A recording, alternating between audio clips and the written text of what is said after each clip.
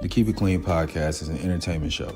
The views, thoughts, and opinions expressed are those of the host, co-host, or guests alone and do not reflect the views of any business, company, or corporation the host or guest may be affiliated with. Any facts presented should be fact-checked by the listener. We are not medical nor legal advisors. We are not political officials. Portions of this show may include copyrighted material used under fair use for commentary, criticism, or educational purposes. All rights belong to the original creators. Keep it clean. Power to the people, we are back. They're gonna scrape your 5-point star tattoo off your head in hell every day. Keep it clean. Yeah, that's all you want to do. All right, man. Look, if you're a right-wing girl dad, but really wanted a boy, you should support the T's. You might still have a chance. Was there no wisdom? was there no wisdom passed along? It's what I'm saying. Don't every time you see me, I keep it clean like a coaster. Welcome back, everybody. Welcome back to the Court of Clean. I don't know if you know this, but the Dow is over 5,000 right now. Did y'all know? Smashing records. The right? S&P. Dow is over. The S&P is over 7,000 right now. Y'all want to talk about some files? Did you know that? In the Court of Clean, the Dow is over 5,000 or 50, whatever she was saying, man. Just another episode, bro. And we got a laundry list for y'all today, and I'm actually excited for it. I ain't got no rhyme patterns, man, because the whole week has been nothing but basura, nothing but hard basura. It's your boy Ray, Bucket Hat Ray. We shouting out William O. Reed today, Black History Month, man. First NHL Black player ever, man. You know what I'm saying? Putting on for the squad. One of them that was the homies with the brother Bill Russell, but happy to be here, y'all. My co-host with the most. Don't get your dumb ass smoked. This Mr. Free Market. How you doing today? What's going on, my brother? I'm doing well. How are you? Man, we here, man. We here. From Timberland with love.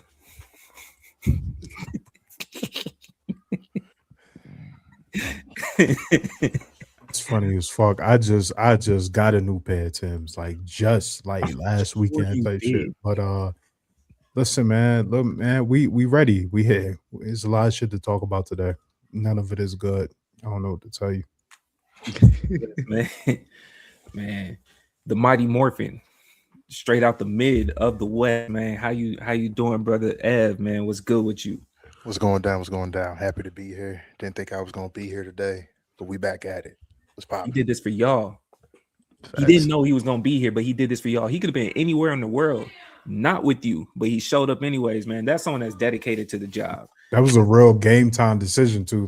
You feel me? You feel me? He don't believe in DNPs, bro. He ain't some of y'all lame NBA fools that just sit out for the game just because. It's not about the check. It's about ain't no load management.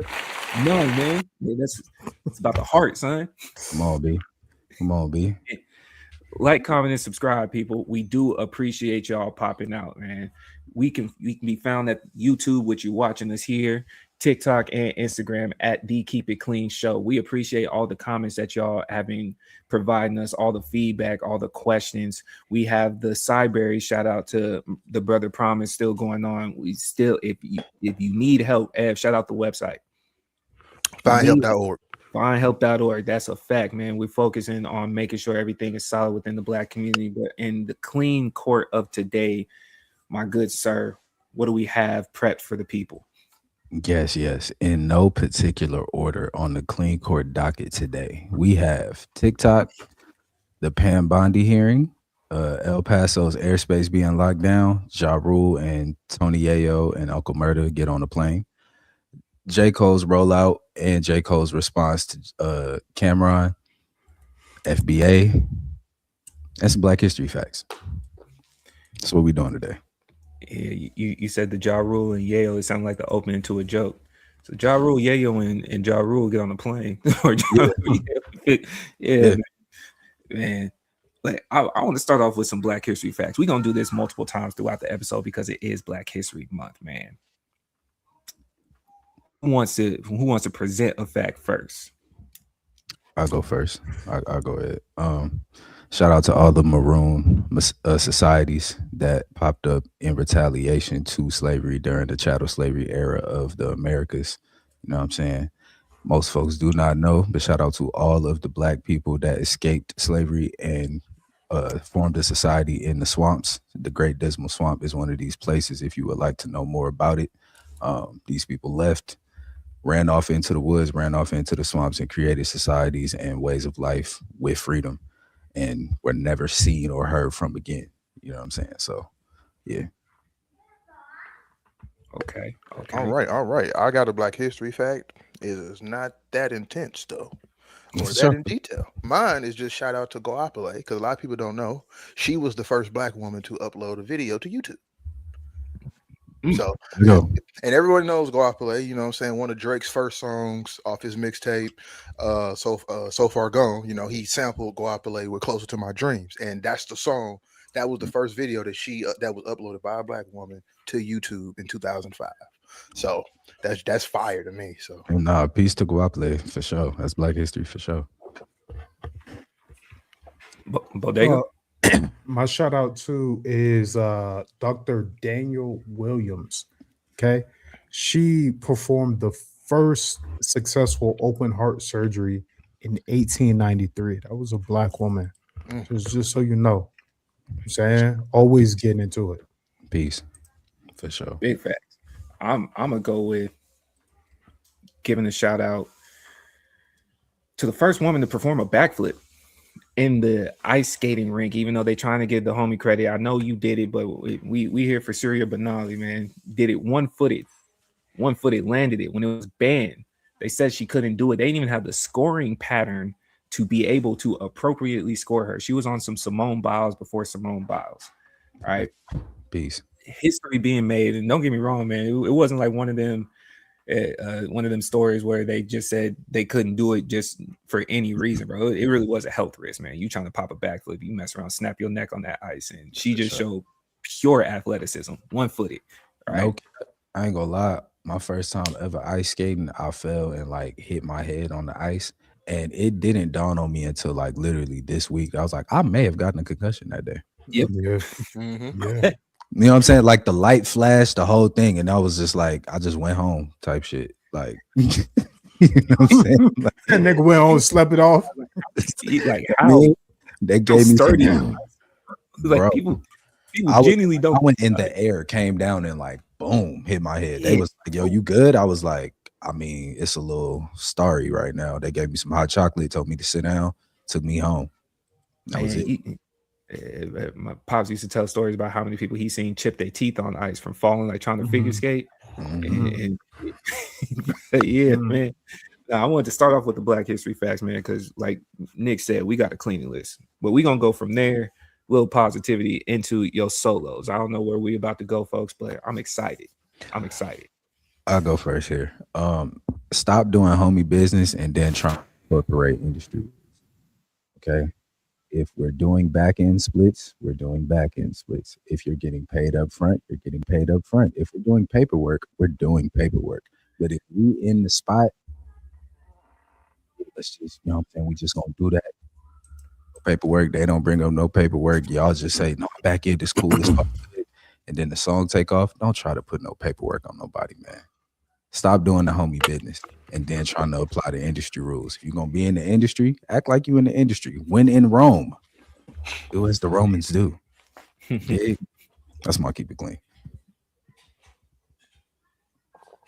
I don't think we said it here. Sandra Massey's murderer got convicted of 20 years. And it just got swept quietly under the rug with all the shenanigans that's been happening. Sandra Massey's murderer got sentenced to 20 years. It's not a time frame that we typically see when it comes to the shooting of our own people. And again, I'm surprised that, not surprised necessarily, it's just a lot of news that has kind of covered that up. And I can understand why, because typically we see some maybe 3, 10 at best time served, some type of probation, and I'm sure he gets something along those lines, but 20 is a high number and it's still not doing the due diligence that is deserved of what her life was really worth. But he got 20 years. Rest in peace, Sandra Massey. Rest in peace, for sure. What you got, Ev? I don't think I have a keep it clean this week. Nah. You came back from the verge, son. You gotta rest. You gotta tell them the routine. gotta let him. You You know gotta what tell him the I'm saying? He on routine, bro. restricted minutes. He on restricted minutes right now. Nah, I don't think I got. No. We need to know what you did. I As don't think someone I- that stay in the gym, are you someone you go? Do you try to like get a workout in to sweat it out the body, or do you just shut down like you just in? Oh, when I'm sick, bro, I just shut down. I'm gonna be real. So it's one of them situations because it's one of them like I get the aches and the chills, and it's a bad like I don't feel like working out. It don't even feel good. So it's like I don't even risk it. I just rest, lay down. I become a shell of myself. I just sit down. I avoid everybody. Don't nobody talk to me. Let me just be in my bubble. He be looking like Mr. Krabs when he was shedding his shell. For real. I feel it. Or SpongeBob when he had the suds. I For feel real. you. Yeah, the suds, bro. For I real. feel But you know what? I think I do got to keep it clean. And my keep it clean is this. AI gonna kill you niggas. Did you ask it for help and it told you something stupid? What happened? No. It ain't even about me. It's so shout out Bodega because he sent this in the chat yesterday. I had seen it already. Because matter of fact, that was gonna be my keep it clean. So I'm glad I remembered it. Shout out my dog. So Claude, the AI knew that AI form, it did some iRobot shit. It found out from its engineer, it got his own mind of his own where it was doing AI things and working on its own. It found out that it was going to be shut down by the engineer who created it. So it decided to go through all its information and it found out that the engineer was cheating on his wife. Yeah, the AI found out that the engineer who created it was cheating on his wife. So what did the AI do? The AI threatened homie and was blackmailing cousin like, don't shut me off or I'm gonna tell your lady everything. Okay. AI gonna kill you. Getting black man. Getting black. Listen, real quick. Blackballed by AI is nuts. On that topic though, for all of y'all, if you are in any type of legal situation and you are talking to AI about like anything regarding the case, listen to me.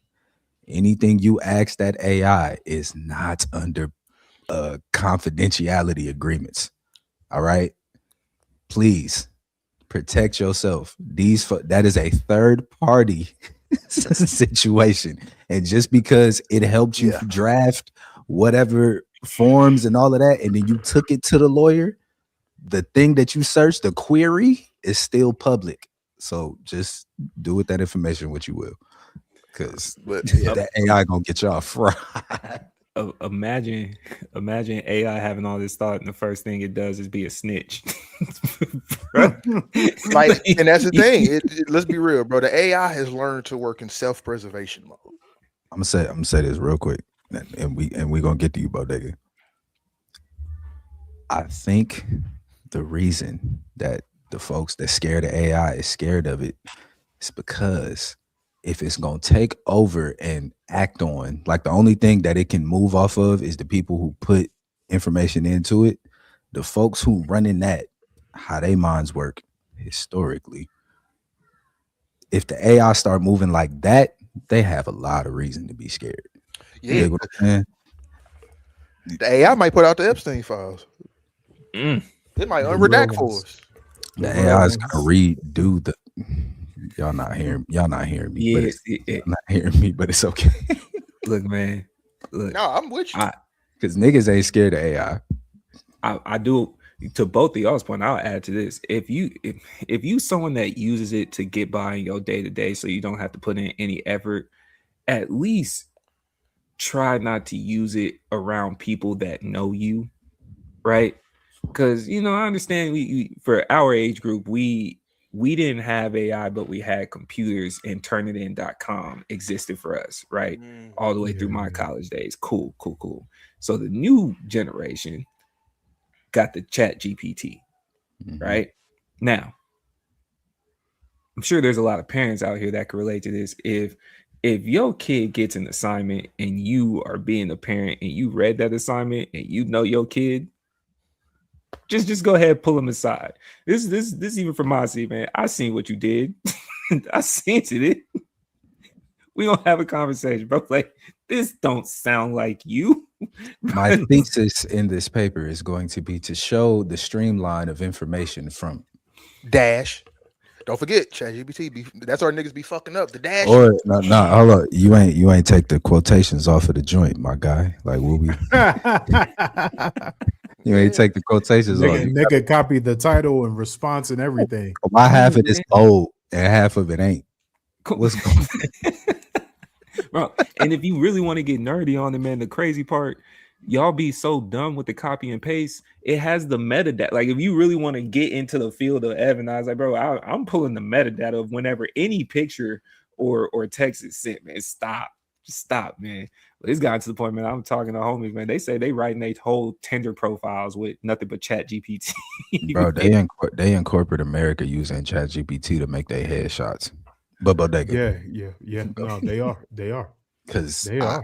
And it don't look like y'all. I'ma just tell y'all now. It do not look like y'all. Like y'all don't look like that. You look dead in the face.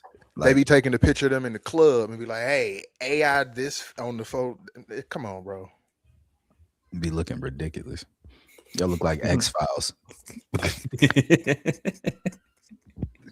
What's up, oh, man? A shorty I used to talk to is doing that right now. Damn, man. No. Do you tell her about? Let me ask. Can I ask y'all that? No. Okay. Nah. She like, you know what I'm saying? You know what I'm saying? We ain't had the best little 1-2, so she blocked me. Type shit. And then she unblocked me. Progress. Moving on up. Back in there. Nah. We not back in there. Nah. Back in there. Yeah. Nah. We not doing none of that. No, cousin. We got a lock back. Nah, ain't no cousin. Nah. She blocked me because I had rejected her. And like then I noticed that she unblocked me, and I was like, yeah, back in there. She over nah. You could chat GPT a DM right now. We not. I am very happy where I'm at. You know what I'm saying? For sure. Very happy where I'm at. Anyway, my keep it clean today. Listen, Sahai the Prince from Stone Mountain, Georgia. You shouldn't be leading any conversation about hip hop. I don't know what made you think that like you was the voice of reason of fucking of lyrical rap, but like it's not you. It's not you. It's not. There is no reason that you should ever be trying to lead a conversation in hip hop, nigga. You created a diss song to Kanye West and Tiana Taylor and Pusha T, and then immediately tried to retract that so you could still get your album out. And it wasn't even an album that you had planned for. You still ain't released Lion to this day. We haven't had an official project from you since 2017. Oh, no. My bad. We had that 2022 Mr. EGOT bullshit that you put out. And you know, the crazy thing about the EGOT shit is like, nigga, you're not even nominated for your own songs. Like, that's the wild shit. You're not even nominated for songs that have your voice on it. You nominated for some shit you wrote for some other niggas. You lyrical rappers was the street niggas, and now you mad that local rappers are college dropout. That nigga is mad at progression. A nigga's mad at his label owner. You the only one still signed to good music other than the label owner, nigga. No wonder you can't push it out. Like, you know, I was gonna come in and say, like, all right, nigga, rappers who complain about rap are like some of the like lamest niggas in the world because you could just go rap. Like, you could just go do that. But you can't go do that. You can't. You still sign to good music in Def Jam. Hey, you know why you shelved forever, nigga. Every time you do go rap, they go hear your raps and Kanye be like, let me get that. Let me get that. Okay. Like, yeah, shut the fuck up, man. Like, you've been rapping about flipping the same bricks and you still ain't made a hit. Like, nigga, you're from Stone Mountain, brother. Like, and not even like the new Stone Mountain, which is like, you know what I'm saying, kind of bad type shit. You 40. You from Stone Mountain when Stone Mountain was a good place to live. Like, what the fuck is you talking about? You from Childish Gambino, Stone Mountain. Go hike, nigga. Man, sending strays. Like, go hike or some shit. Nah, Like, it ain't even like a super stray at Childish Gambino. It just be funny because it's like Childish Gambino be like, oh, East Side Atlanta. It's like, nigga, you're from Stone Mountain. He say Stone Mountain. Don't do that. He do. no, say he Stone says Stone Mountain, but it's like, you know how it's like you don't want to do it like that, but it's like when the dude that's like, I'll give you an example, right? I had an ex that would be like, I'm from Decatur, right? Like on some like, I'm from somewhere rough type shit. It's like you were born in a Decatur hospital. You grew up in Snellville. Like, let's not, you know what I'm saying? So it's like, yeah, Gambino, you from Stone Mountain type shit, but like you from Stone Mountain in like the 80s. Like, was they wilding? Was it wild? Wildin', man? Like, Saha, And y'all had you had some bread. You had some, you know what I'm saying? Is higher profile Quentin? Quentin Miller? Oh, Yeah. that's actually good. Yeah. But only slightly though. Only because he has a verse on one song that we like. Yeah, that's a fact. Which is also the funny thing too, Saha. It's like the like your calling card of like being known is not even like some super street shit. Rap. Like you was being a nerdy, playing with words ass nigga. Like they have you listed under conscious hip hop, brother. I just you know what I'm saying? Like, hip hop is entertainment. Can y'all stop? Like hip hop is entertainment, man. Let these niggas have fun. Your most listed or your most listened to songs are songs that you're featured on. Like you just gotta we just gotta be serious, my nigga. Like, go rap. Like, you don't like the sound and like, here's the other thing, nigga. You live in Atlanta, so like, if you wanted to listen to new music so bad, you can go down to Edgewood. You could went down to Peter Street, nigga. You could have went to Aisle 5.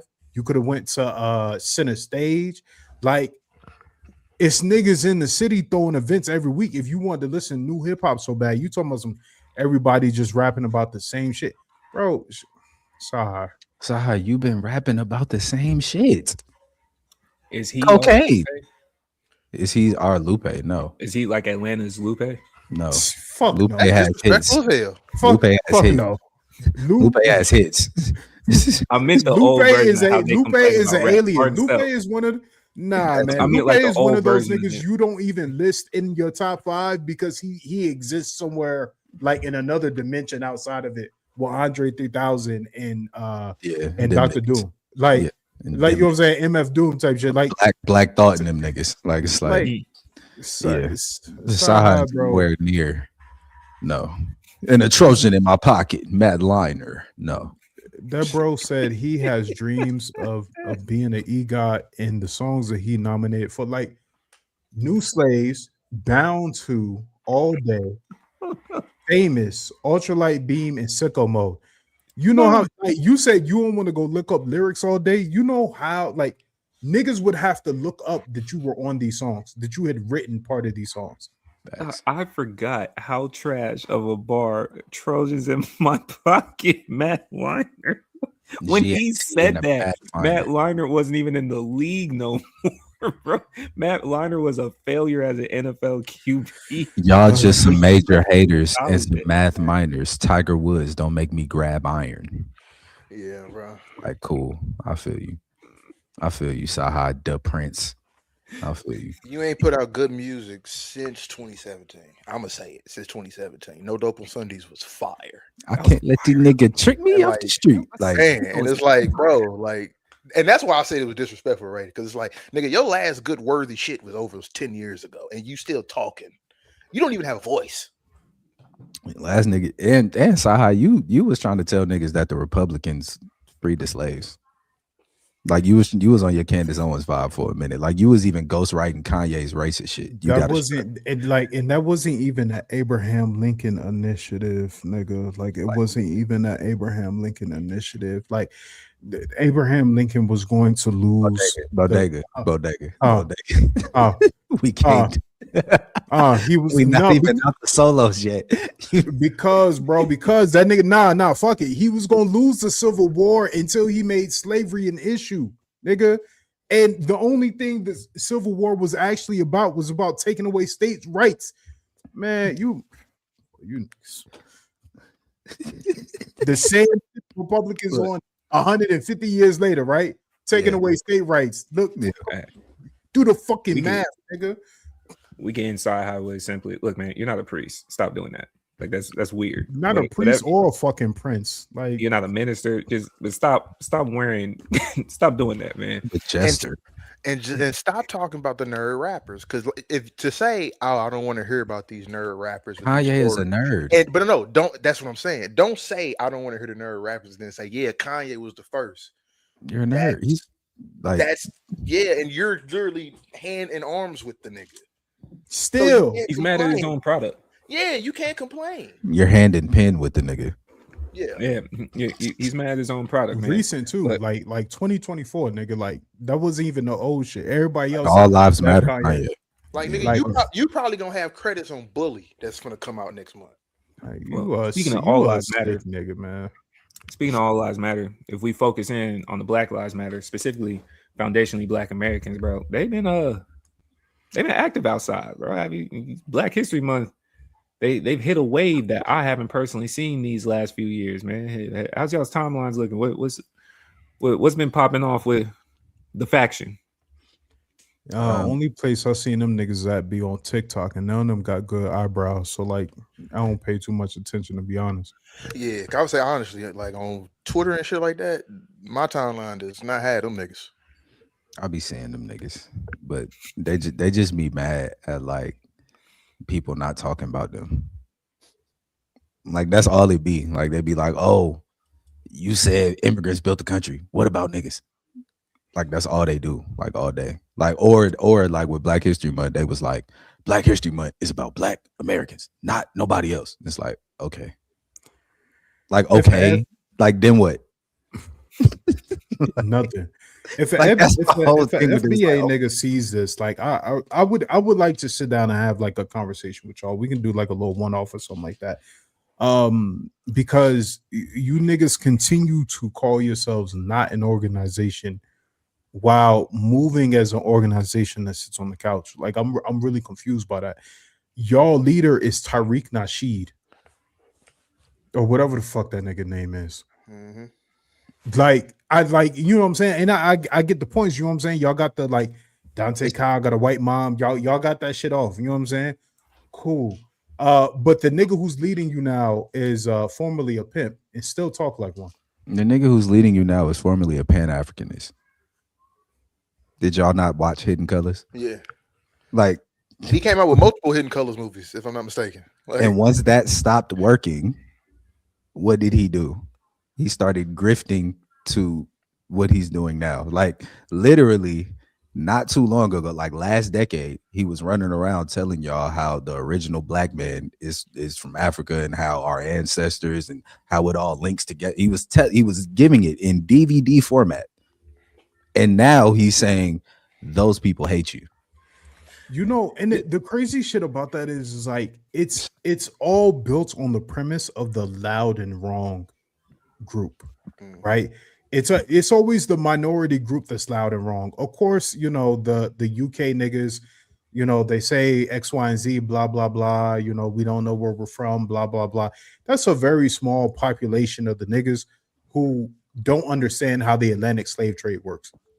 Yeah. Like or purposely obtuse to it. Same thing with Caribbeans, same thing with West Africans, same thing with East Africans. Like, yeah, sure, we've encountered X, Y, and Z. I've encountered just as many who understand no, and then say, you know, hey, like, you know, maybe you should go back. Like, maybe you should come find a home with us type shit. Bro, you niggas. It's another group. I know we did the one-off on it, but this is also another group. It's like, man, I don't really see this in real life. It always just seems like it's not real. It's not real. Because it's not real. Like, but they always got the videos of whoever is a part of this group and whatever the case may be. It's like, man, where are these niggas? I don't know. On Facebook. They're on on Facebook TikTok, and TikTok. they're on Twitter. They're not real people. Like not to say like y'all not real people, like y'all don't exist, but like the movement of like y'all don't have a chart, like y'all don't have y'all's website has merch. Before the info, mind Wrap you. it up. You Y'all's know what I'm saying? website Like has merch and it's before the info. like which wrap is it up, bro. Wrap it up, bro. super crazy. Wrap it up. yes. Super If my crazy. parents are both here from America, and I can trade them to the if I can trace them back to the slave trade, then I'm a foundational Black American. Like that's it. That's it. It's like, okay, then what? That's it. Yeah. Then what? You want to be exclusionary and you don't even know what the fuck you excluding. Like you niggas. My thing be this, like again, like when I be saying niggas don't just be wanting folks to talk about them. Like y'all want recognition from the US government. Like the whole reason you're a foundational Black American, you want them people to acknowledge, cool, repair, cool. But you want to like expel other people from being able to get their reparations as well. Like, what is this fear of like an immigrant getting like Black American reparations? Like, what's the scale? Do we not think that the African country should also take England and the US and all of that to court for raiding their country for resources and people? You know, they're alternative right wingers, honestly. Yeah. They're just Black right wingers. And like, you know, so get it off, nigga. But like, I guess no, stop. Just stop. Actually, stop. Your grandparents didn't want to be here. Like we gotta keep it clean, bro. Like no person that was enslaved wanted to be enslaved. Nobody that was doing that work wanted to do that work. So for you to come all these years later and be like, nah, we proud of this. It's like, fam, what? Are y'all all right, bro? Like y'all should probably go talk to y'all's grandparents and great grandparents and listen to the stories and shit, rather than just telling folks we not them, because clearly you're not. So none of these group meetings are real. No, because they be having videos Nope. like the group meetings are Tariq Nasheed lives. That and all that nigga doing is selling merch and shitting on the diaspora. Like that's the thing. It's like y'all can't like just lead. If we gonna do that, lead with love, bro. Lead with love. But you can't because it's an ego thing. Like that's all it is. It's an ego thing. You can't lead with love because I got to put y'all down to boost this up of this right system. So niggas love playing the struggle wars. Yeah, and just in strategic, tactical, methodology. If you isolate yourself and you are surrounded by your enemy, you're weaker. Just like Africa is bigger than North America, last I checked. But whatever. It's bigger than most continents altogether, but they think it's a country and not a continent in the first place, which already skews the vision.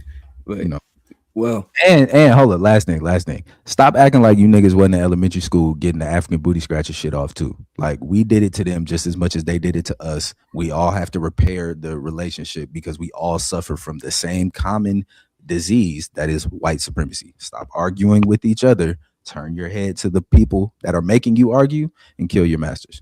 Please go read some Frantz Fanon. Please. Well, speaking of killing, El Paso Airport was shut down for military testing. They just came out with that yesterday. That wasn't the original story, but just came out with that yesterday, man. El Paso Airport was grounded in response to the testing of U.S. military technology. Some are alleging lasers. They're saying high energy lasers that were designed to protect against drones from drug cartels because they were sending the drones from Mexico. And the right wing needed a story, man. What did y'all think? Were y'all flying into El Paso? Were y'all devastated? Oh no, you're not going to turn this on us. You are in Texas. What are y'all doing down there, brother? I can start with this. If you're not familiar with the geography of Texas, they will try to tell you, especially before Austin got hit with the mass amount of migrants, coming into Austin due to COVID, especially from California out west, they would say Texas, or some people would say Texas have 4 major cities, not including Austin. They would say Dallas, Houston, San Antonio, which is in the triangle, more so center East Austin. And then if you go 10 hours, that's not an exaggeration, 10 hours west, you still in Texas, but 10 hours west from San Antonio is El Paso, Texas. Pretty much a border city. It's not a border town, it's a border city. You got to go through nothing but flatland and tumbleweeds to get out there. So talking about El Paso, even as a Texan, still feels like I'm talking about another state. Long story less long, that's what it feels like. It's like, damn, they is over there for real. They have they're not even the same time zone as us. That's how far away. That's how far away El Paso is. They not central time, bro. They mountain. Yeah, El Paso's mountain time, bro. Okay. Better way to put it. Think Houston. El Paso sits at the base of the Rocky Mountains. Okay. That's how far away it is. So when they shut it down, I'm more familiar with Fort Bliss, the Air Force base out there, because I've been there myself, man. It just seemed like a story. They flying drones over from Mexico, bro. The border is right there. This isn't like they flew hundreds of miles. They didn't even fly hundreds of yards, bro. The border is right there. If you stood at the edge of wherever you at, sitting in your chair, and threw a football, wherever the football landed, it might have been on the other side of the border, bro. Like that's how close El Paso is. So that wasn't the first thing they flew over. You just needing something that you can excuse to shoot out of the air because you getting backlash from shooting on the ground. That's it. That's how I felt. I think they are starting their tests. Starting? Yeah, they just running their tests. They just have to be known about. They didn't. No, that's what I'm saying. That's what I'm saying. They running their tests. They like, all right, shut it down, run the story. Let's see how it take. Run all of the alternate stories at the exact same time. All right, cool. We gonna get this off. Like that's what's about to happen. Like this, we finna get into the next story that's actually overshadowing this shit, and this is gonna be forgotten about by next week until they do it again. Niggas shut down airspace for 10 days and said, hey, bro, civilian, commercial, cargo, nothing. Niggas said we control the traffic. Like nothing is getting in and out of this bitch. That's crazy. Look at me. I'm the captain now. With no rhyme or reason. Like niggas was like, hey. And they said it was a balloon. They said it was a balloon. They shot down a couple balloons. Yeah. Like first they said drones and it was attached to the balloons. And so they shot down the balloons. Niggas shot down party balloons. Niggas shot down balloons from Party City and told you it was a national security threat. Shot down the Fresh Prince hot air balloon episode. Like you niggas is. But that's a part of the play too, though. It's like, oh, we just made a mistake. We thought it was this. Like that's how. Like, but y'all shut it down for 10 days. 10 days. Y'all drafted fighter jets for. But that shit still shut down. It's still shut down. Down right now.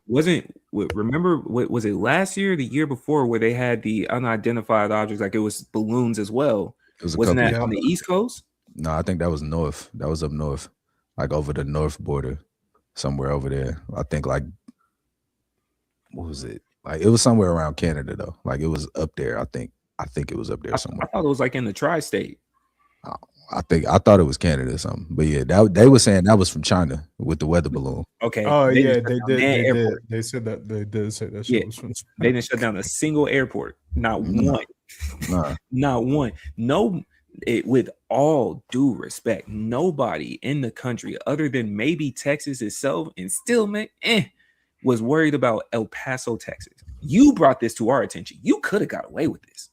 That's what I'm saying. They running the test. They like, all right, let's get a story out, see how they take to it, and then we just gonna go from here. So cool. We got the clean foil hats on.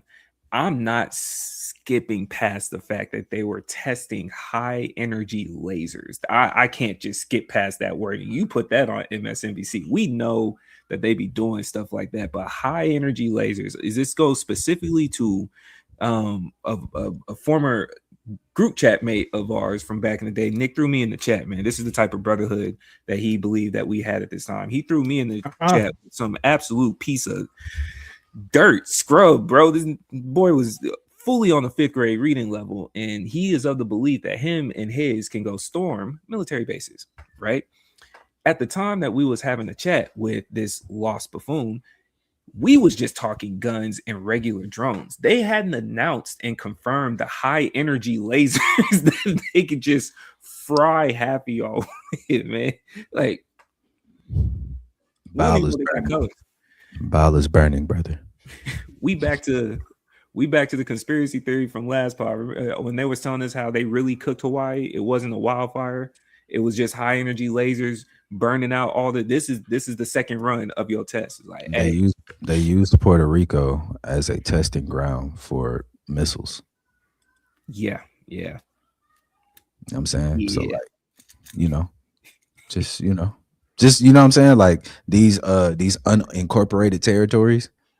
And we just like, where do y'all think we test all of these things out at? I know how El Paso works. I also think they had a shutdown to go ahead and bring in the next batch of whatever the new fent is. That's what they just brought over the border over there. El Paso is a high traffic town. They shut down airspace to make sure the right planes with the right product got over here. That's where I'm gonna reach out to. I'm with you. Y'all got any more on the planes? Y'all weren't going to El Paso anyways. Don't act like it. Yeah, I wasn't. Bio was not. But like here in the U.S. city, got their whole airspace shut down off the cuff. It's crazy. It's still crazy. Like, would you rather have your airspace shut down than get kicked off the plane because someone keep trying to tempt you for violence and get in the federal record like Ja Rule? That was a good one. Hey, Ja Rule, you pussy. You pussy. You pussy. You let them niggas run you off a flight. Fuck out of here, nigga. Whoa. I'm gonna go on the opposite end of this one here. Yeah. If I want to keep flying, I'm gonna have to be pussy. It's one place in the world that it is never on site. Bro. It's one place in the world it is never on site, and that is actually two. The first is the airport. The second is the plane. I'm not hearing it, bro. I'm not hearing. I'm not talk shit all day on that flight. That's it. I'm gonna just talk shit. Yeah, and that's what I'm saying though. But that nigga ran off the flight. Like, bro, you was getting to. If y'all on the same flight, y'all he threw a pillow at a nigga. First of all, he threw a pillow at a nigga. First of all, like I threw a pillow at you on a plane. That's about the most aggressive, non-aggressive thing I can do right now. And he was toting the line then. You feel what I'm saying? Like y'all cussing on the plane. Y'all up yelling and shit. Y'all likely to get banned off of that. He threw a pillow. You got to give him some. You flying to the same spot. It ain't nothing to when the plane land and you niggas get outside the airport. Now I mean, but it ain't nothing to go find where niggas stay at if it's that serious. You let two niggas heckle you off the plane? You finna let a nigga that you didn't had beef with since you was 20 years old sit behind you for hours? Brother, I got the XM6s on me right now. Noise cancellation. It ain't nothing. Yo, these niggas think they know something for real. Quick little text message, real quick. Nah, bro. I'm rolling with Ja. Okay. Ja pussy. Ja turned around and said, "You two police sucker ass niggas got up and said, what y'all want to do, we can do it," and threw the pillow. Both of them niggas ran around and did interviews. Yeah. And we would have got off the plane. We would have got off the plane and our landed location. Yeah, man. We get busy now. Airport. No, you can't. You can't fight. Brother, we're not talking about fighting in the airport. We talking about finding where them niggas is at afterwards. After I get to my location, it's like, come on, bro. And look, that nigga delayed his whole schedule because two niggas wanted to talk shit. He got get money. To where you going? You know he was on another flight in a couple hours. You know. I don't want to hear that. Get to where you going and call your mans and put that fucking work in, pussy. I don't want to hear that. We talking about some 40, almost 50-year-old men. Like this is corny. Okay, it's corny. I see both sides. I can't pick one just yet because I'm with you two initially until I think about the fact this has happened to him twice. This is the second time And he's the been on the first time, plane. and the first time with the first time that he was on the plane with the nigga he actually got shaken with, everybody kept it cool. Okay, that's what I'm saying. That's where I see Bodega side. This is the second time. Do something. This keeps happening to you. Nah, this the weak part. This the weak part. Niggas know I'm out here. I'm by myself. Cool. You see 50. I bet you know what it is. All right, cool. We on the plane. Whatever. You don't speak to me. I don't speak to you. It is what it is. It's cool. We grown men. All right, cool. Your little niggas come see me and want to start some little extra shit. And that's the lame part of it. 50 trolled him when they were on the plane too. It wasn't just I see you. Of course, cool. Of course, but it's also like the grown man of it is like, bro, we not finna get shaken on the plane. So cool. Them niggas sat down on extra time, pulled out phones. They did all of the shit we call lame to little niggas. They did it in Bodega riding. What's going on, bro? This New York bias. I'm not riding with the niggas doing the lame They shit. said it would have been a what I'm saying is, as soon as they touch brother, down, this is what I'm saying. And they from Queens. I don't understand. We on the same flight, going to the same place. Bet, nigga. Oh, you want to get some shit off? Okay. Quick little text message. Hey, yo, my nigga.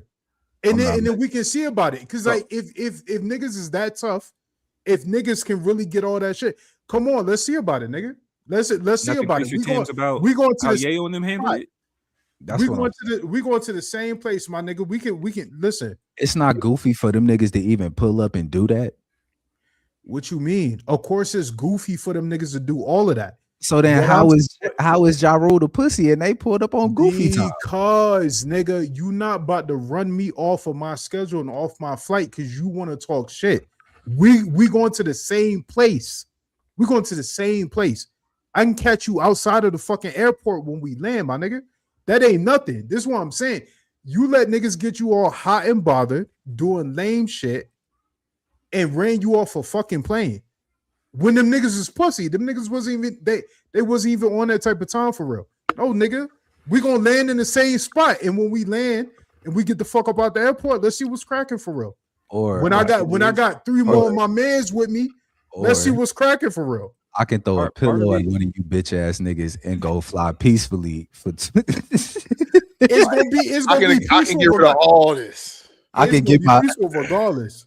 I can throw my pillow at you hoe ass niggas and just get up out of here and let y'all run around and go do fucking interview. Like y'all niggas is doing interviews. I think he walked away still kind of salty about it though, because you know that pillow didn't get the impact you really wanted. Of course, man. I mean, yeah, but it's what I'm saying, bro. Like, yeah, but nigga, I'm over in this bitch now, peaceful. I ain't got to worry about no issues with y'all. I can go throw my XM6s on and do even better with the noise cancellation without you niggas being here. So let me ask the floor a question in the quarter clean, right? Because y'all seem my question seems like y'all are on the same coin, just different sides. Evan Nico, is it because he's taking so many losses that you finally willing to forgive him? And then on the other side for Bodega is because he's taking so many losses, like stand up, nigga, like do something. Is that what's happening right now? Nigga, stand up. Oh no, none of this for me. None of this has to do with the past beef, and I'm looking at it of location. Look, the one saying that all four of us have heard all of our lives. I don't give a damn who told us, but we have been told there is a time and a place. It was neither the time nor the place for that. And again, if we 40 plus, if I'm going somewhere for business to get a bag or something, I'm not worried about you two niggas, especially because y'all the little niggas. One nigga, we only care about hearing him at the end when he does the end of the year rap talking about all the pop culture shit. Tony Yayo, we don't give a fuck about you. Y'all I take all these L's from y'all because of y'all big homie, because I mean he has made heists that I didn't or whatever. But that's it. You two niggas, I don't have to worry about. So, all right, cool. I'll throw the little pillow at your ass and I'm gonna go rebook my flight because that's what I needed to feel cool for myself. But we back on peace. Yeah, it's like to me, it's like, bro, you lost the beef to 50. All right, cool. You ain't never gonna escape that. He ain't never gonna let you live it down. Cool, that's fine. Ja Rule definitely has a bigger career than Tony Yayo and Uncle Murda combined on any day they want to they want to tell you. Like whatever Tony Ayo's biggest record and whatever Uncle Murda's biggest year-end review did, Ja Rule is lapping that shit a few times, probably multiple.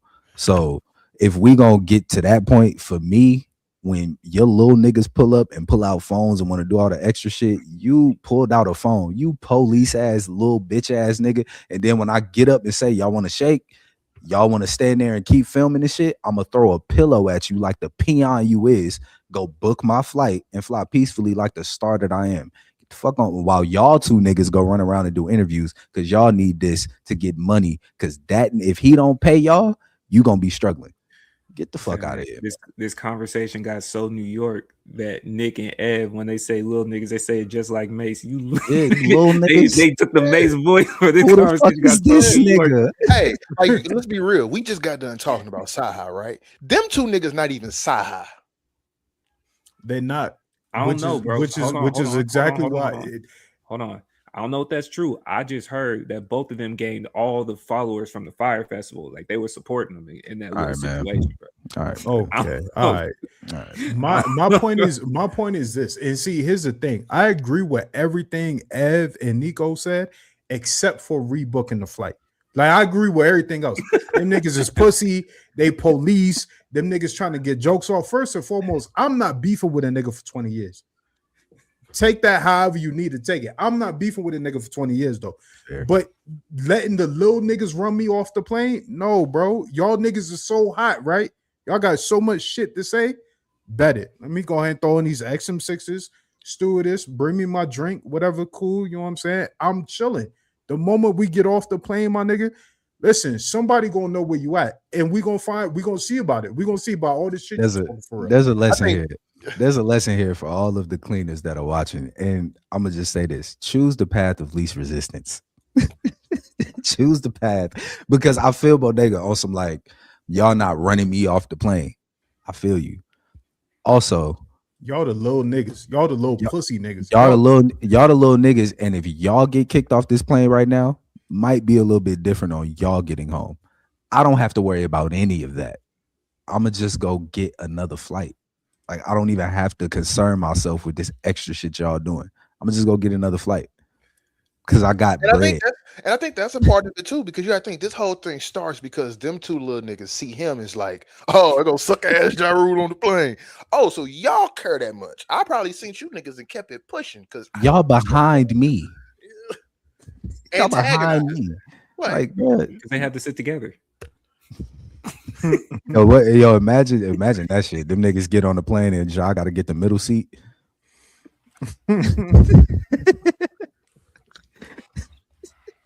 Nah, because you gotta stand tall there. If I get the middle seat, I'm doing it out of the pettiness. Definitely. I'm asking the question because Bodega mentioned it. What's the expiration time on when you should be like, you know what, man? Whatever beef it was, but I was like, I don't even got time. Like, what's the time limit for you? Whenever your heart desires, man. We not holding no issues. Whenever you feel like you specified 20 years. He put a time. Oh yeah, 20 years, because 20 years is crazy. But like if in 3 months, 30. Yeah, but like in 3 months, if you like, man, it ain't even that deep. Go talk to cuz. Go clear that up. You know what I'm saying? Because this, you want to be able to just enjoy a flight when you 40. You know what I'm saying? Like. They coming back from the Super Bowl. They all just want to get home. Like, you know what I'm saying? Now you arguing with niggas on a first class flight. Like, come on, bro, stop it. Man, it's wild too, man. See, Nick trying to get on this positive masculine shit. Because remember, as a species, we come down from multiple generations of family versus family for years. Almost every just as a species, bro. Just to be like, man, we evolve, bro. We cool. We evolve, man. Watch out. That shit, niggas be doing too much. I give it 5. Or whatever it was that you did, I apply statute of limitations to it. That's how I look at certain things. Like if I can associate it with an actual thing, I put statute of limitations on it. Look, I got one beef in my life that's never gonna die, and we'll talk about that at another time. I ain't got it in me to just hold a grudge like that on niggas, because 30 years, 25. I'm just gonna say fuck you and move on. Like I don't hold grudges. Fuck you is the grudge, nigga. Like I'm sorry. If somebody take your mama's seat in the limousine at the funeral, you letting that go? Ooh. Oh, that's not well in my family. That's not fucking happening anyway. How shit set up. So no. Who? I can't. It's Hypothetically. Okay, let me ask. I'll ask a question. I'll ask a question. Are they one of her siblings, parents, or the older sibling than you? Man, none of that shit matters. Those are the only options that's okay with. Those are the only potential options that's okay with me. It's an older sibling than me. It's parent, but the dynamic of relationship between that person and the person that passed, you did not need to be in that limo. And you know what? Can we talk about it? Because that's the thing. I kind of hate with funerals and shit because that's all ego fuel. I don't think I have a time frame. Like it's all ego fuel. We'll be in the limo, and because hey, I remember when I wasn't even looking at it on some egos. It was literally off the fact that like, bro, there's like children in this limo that are beside themselves right now, and you not hopping in the limo to comfort a kid. You hopping in the limo so you don't have to drive to the church. Yeah, that's no. You know what I'm saying? Like, so I don't know if I got a time frame for that. But wait, hold on. The rest of the family let that off though? Bro, it was a lot going on, man. And that's why I'm saying like that's not gonna happen because it's like even with the emotions and everything, it's like niggas know who getting in this limo. You know, like that's why I'm like niggas know. Okay, and if you try to do something, no. But see, you can't like it's an observation. I have an observation to Ev's point. This is just personally off of what my eyes have seen, speculation.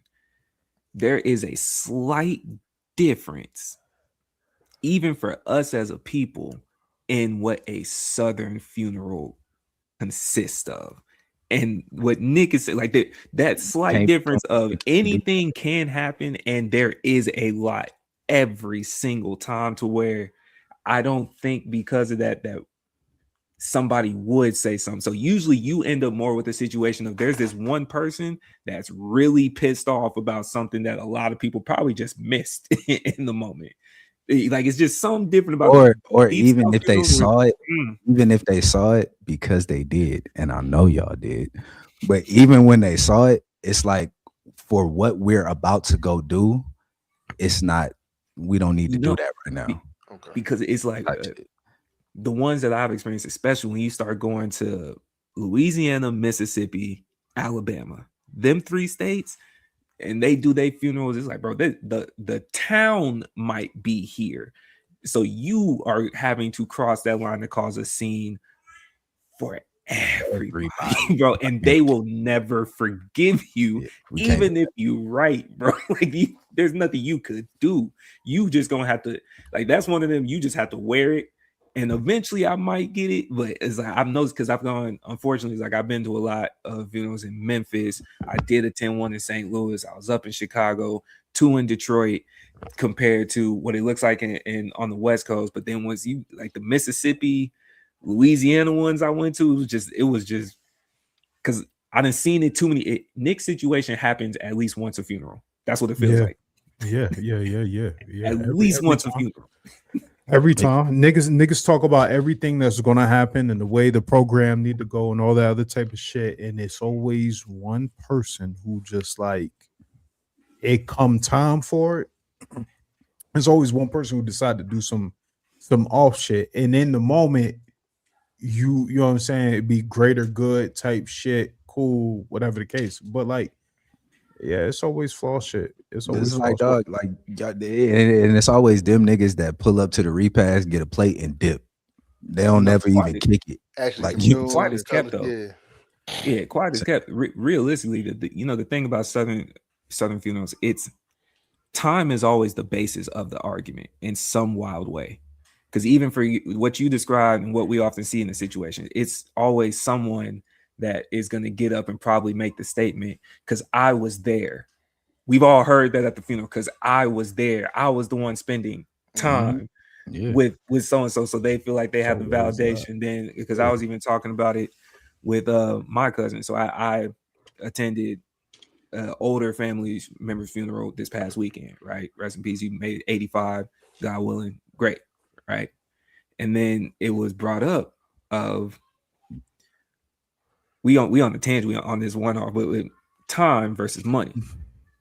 If for the situation where some of us left the town, this is a Southern thing. You left because there was no other way to make money, so you made money elsewhere. So in order to do your occupation, you have to be gone. Then somebody start to get sick, start to get older. You got the folks that are still in town. You sending them the money to make everything happen, but they're the ones there spending the time. And that is one of the biggest arguments almost every black funeral. Like there's some type of debate. I was here, well, whatever this reason yeah, bro. Yeah, nah. That's what I'm saying, nah, bro. You might have to wear that. There may not be a time, bro. You know what I'm saying? Like I'm working on my ego. I'm working on it. Like you know I say that because it's like I went through something like that when my uncle passed years ago, especially and it got to the limo situation. And for me, it's like, nah, my nigga, we gonna talk about this right now. Like it ain't no, and it's not to make a scene. It's you wanna deviate from the plan. You know what? Let's get you right back on. Let's get back on the court. I'm gonna tell you what fucked it up. What fucked it up was the people that would step up to say something was all out of sorts. So it's like I get that then. You know I get that. I completely. It was one of them. Like okay. Yeah. Rest in peace to my grandma, man. Yeah, and speaking of that, for all you pastors that are late to funerals, y'all some dickheads for real, bro. Like you overcharging for the proceedings already, and then you just gonna come casually late and be on your own time. And that I have always seen that as some of the utmost disrespect, bro. It's at a time like that, you taking your time or the church being like off. Sometimes things happen. I got it. But 30 minutes to an hour behind when people are grieving, and then you gonna have the nerve to come and touch and be like, well, what do you want us to do better? I want you to do better and get out my face, bro. Like do what we are paying you to do, what you charging us as a member to do. And I'm gonna start that tangent, man. Boy, charging people before we leave. Since we on the topic of funerals, also about showing up late, pastors, don't be rushing niggas out in a time of like, so my granny passed, top of the year. We had her funeral in January. Rest in peace, Granny. And so we did the whole proceeding, everything. We went to the church, everything. We come back for the repast. This pastor, I don't even know his name. I ain't never met this guy. My granny went to that church. Fuck that nigga. This Negro, we're eating food, and he's over here cleaning up after everybody. He said, yeah, we still gotta get ready for Sunday service. Nigga, it's Saturday, 3:00. We crying over food. We don't care. That's sick.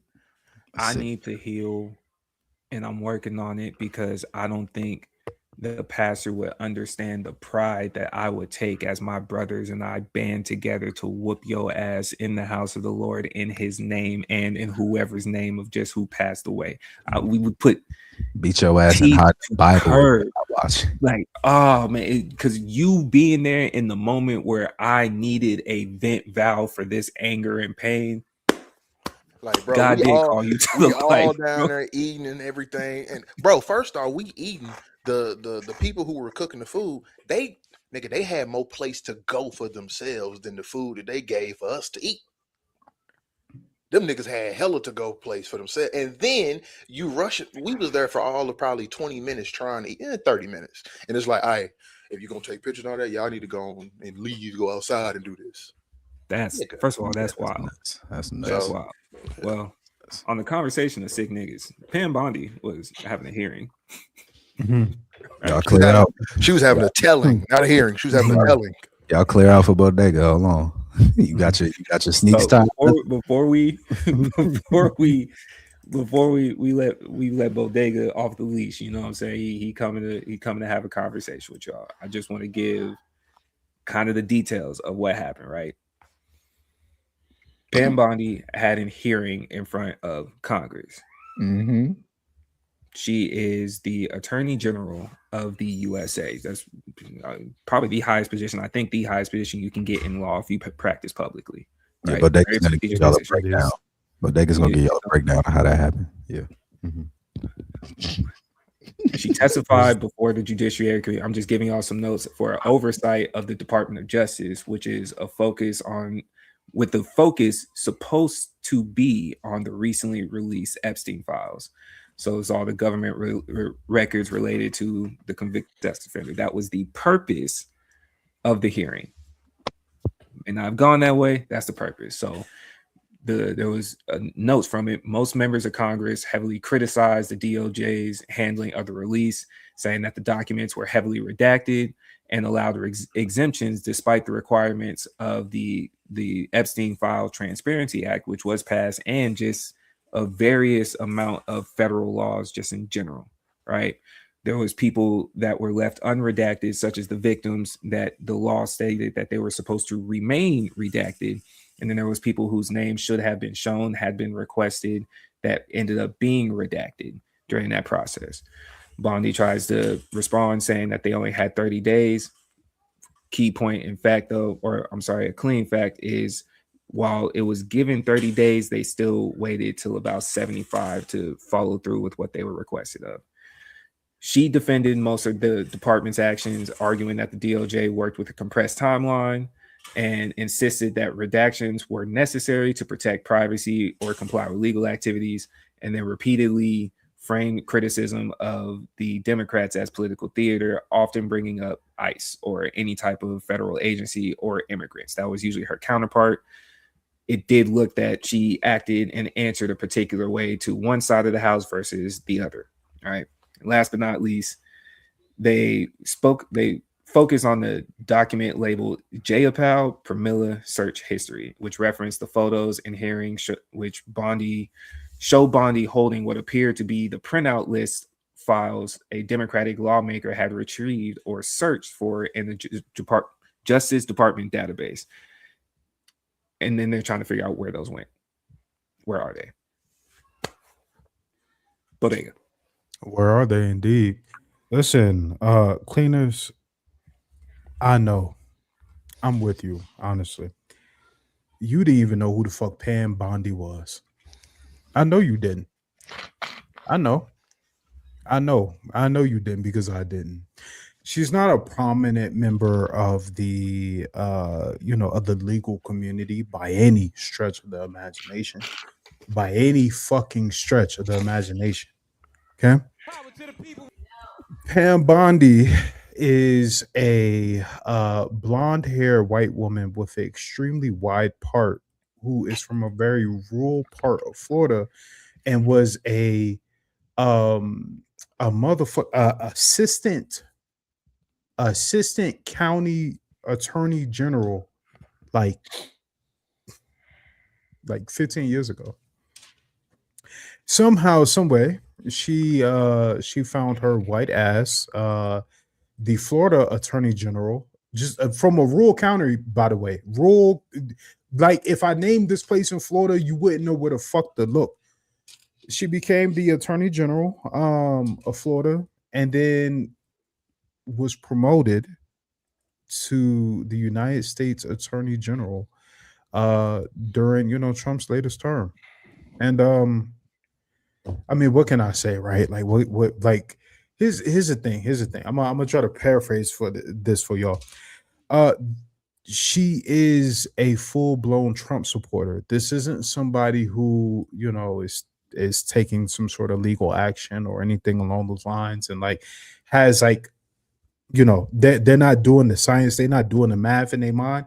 Whatever the fuck Trump needs done is done by this person from the DOJ. So the arresting of journalists, the prosecution of everyone listed in the Epstein files, the victims of the Epstein files, who like the victims of the Epstein files were in the hearing with the House, right?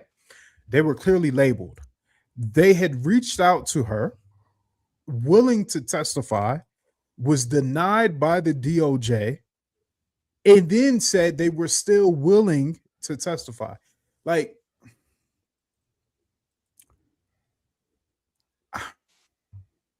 they asked her why she didn't release the Epstein files in full, and she told them that the S&P was up and the Dow was at over 50. That was up 50,000.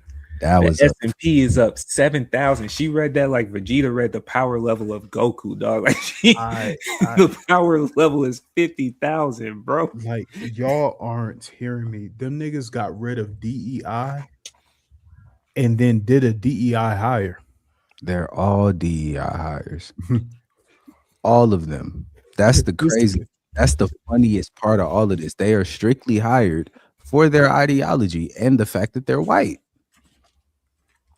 What are we doing? What are we doing? Doug, Thomas Massey unredacted a file in the middle of the meeting. This man said, this file right here says all of the co-conspirators. Y'all blacked all of their names out, which you're by law not supposed to do. This one right here has the names of all of the victims. You're supposed to by law black them out. You didn't. You released it, but you blacked out the lawyer's name. So we know you saw the file. Yeah. What happened? She didn't answer the question. She started talking. She didn't answer any question. She didn't answer no question. She just started throwing insults at people. Like, what are we? Yo, bro. She did what she did what Trump has been trying to do with every situation in the media. Just and let me at the wall. Now that I'm glad you said. Let me just say this to all of Trump's cronies and homeboys. Y'all are not him. Y'all cannot get off his rhetoric the way he get off his rhetoric because y'all are not him. And he know that. And he know that. It don't like y'all sitting in there trying to get these little zinger shots off. It's like, fam, you in the House Judiciary. This ain't a press conference. You talking about Republicans and Democrats. Bitch, you are the Attorney General. None of that concerns you. Absolutely none of it concerns you. Like, what are you talking about? And like, I really hate speaking about a woman like this, because you know, we pride ourselves in getting rid of our misogynistic tendencies. But like, this is a dumb blonde bitch. Like, did y'all see her part? Like 6 hours of the widest. Like, her part was wider than the fucking Nile River. Like, I just don't understand. There's a lot of issues that they still have that they're saying is left to be talked about, right? Dog, she lied under oath. Yeah, she got caught, or allegedly she got caught. Go back to our disclaimer. But it looked like she got caught. How and why records of lawmaker searches were created and used, because there's a public disagreement over whether the Justice Department's database system automatically logs search history and whether those logs were appropriately generated, stored, blah, blah, blah. All right. So there's no definitive conclusion on what was reached during that hearing. That's one of the issues. 2, whether the amount and nature of redactions complied with the Epstein Files Transparency Act. I don't know why it's left to be determined, but I can understand that takeaway just based on how they went back and forth. But they didn't follow what the act requested. I thought that was pretty blatant. Broader investigation into decisions regarding alleged co-conspirators and whether the DOJ's handling of the Epstein file will spur broader legislative or oversight action. They redacted 95% of these files, and the files that they've put out, and they haven't even released the full files yet, which they're legally bound to do. Do with that information what you will. If I was gonna make a Christian Bible equivalency reference, but like I think that's too far, honestly. They in there doing it. Buddy said Trump name is in the Epstein files more than God's name is in the Bible. Yeah.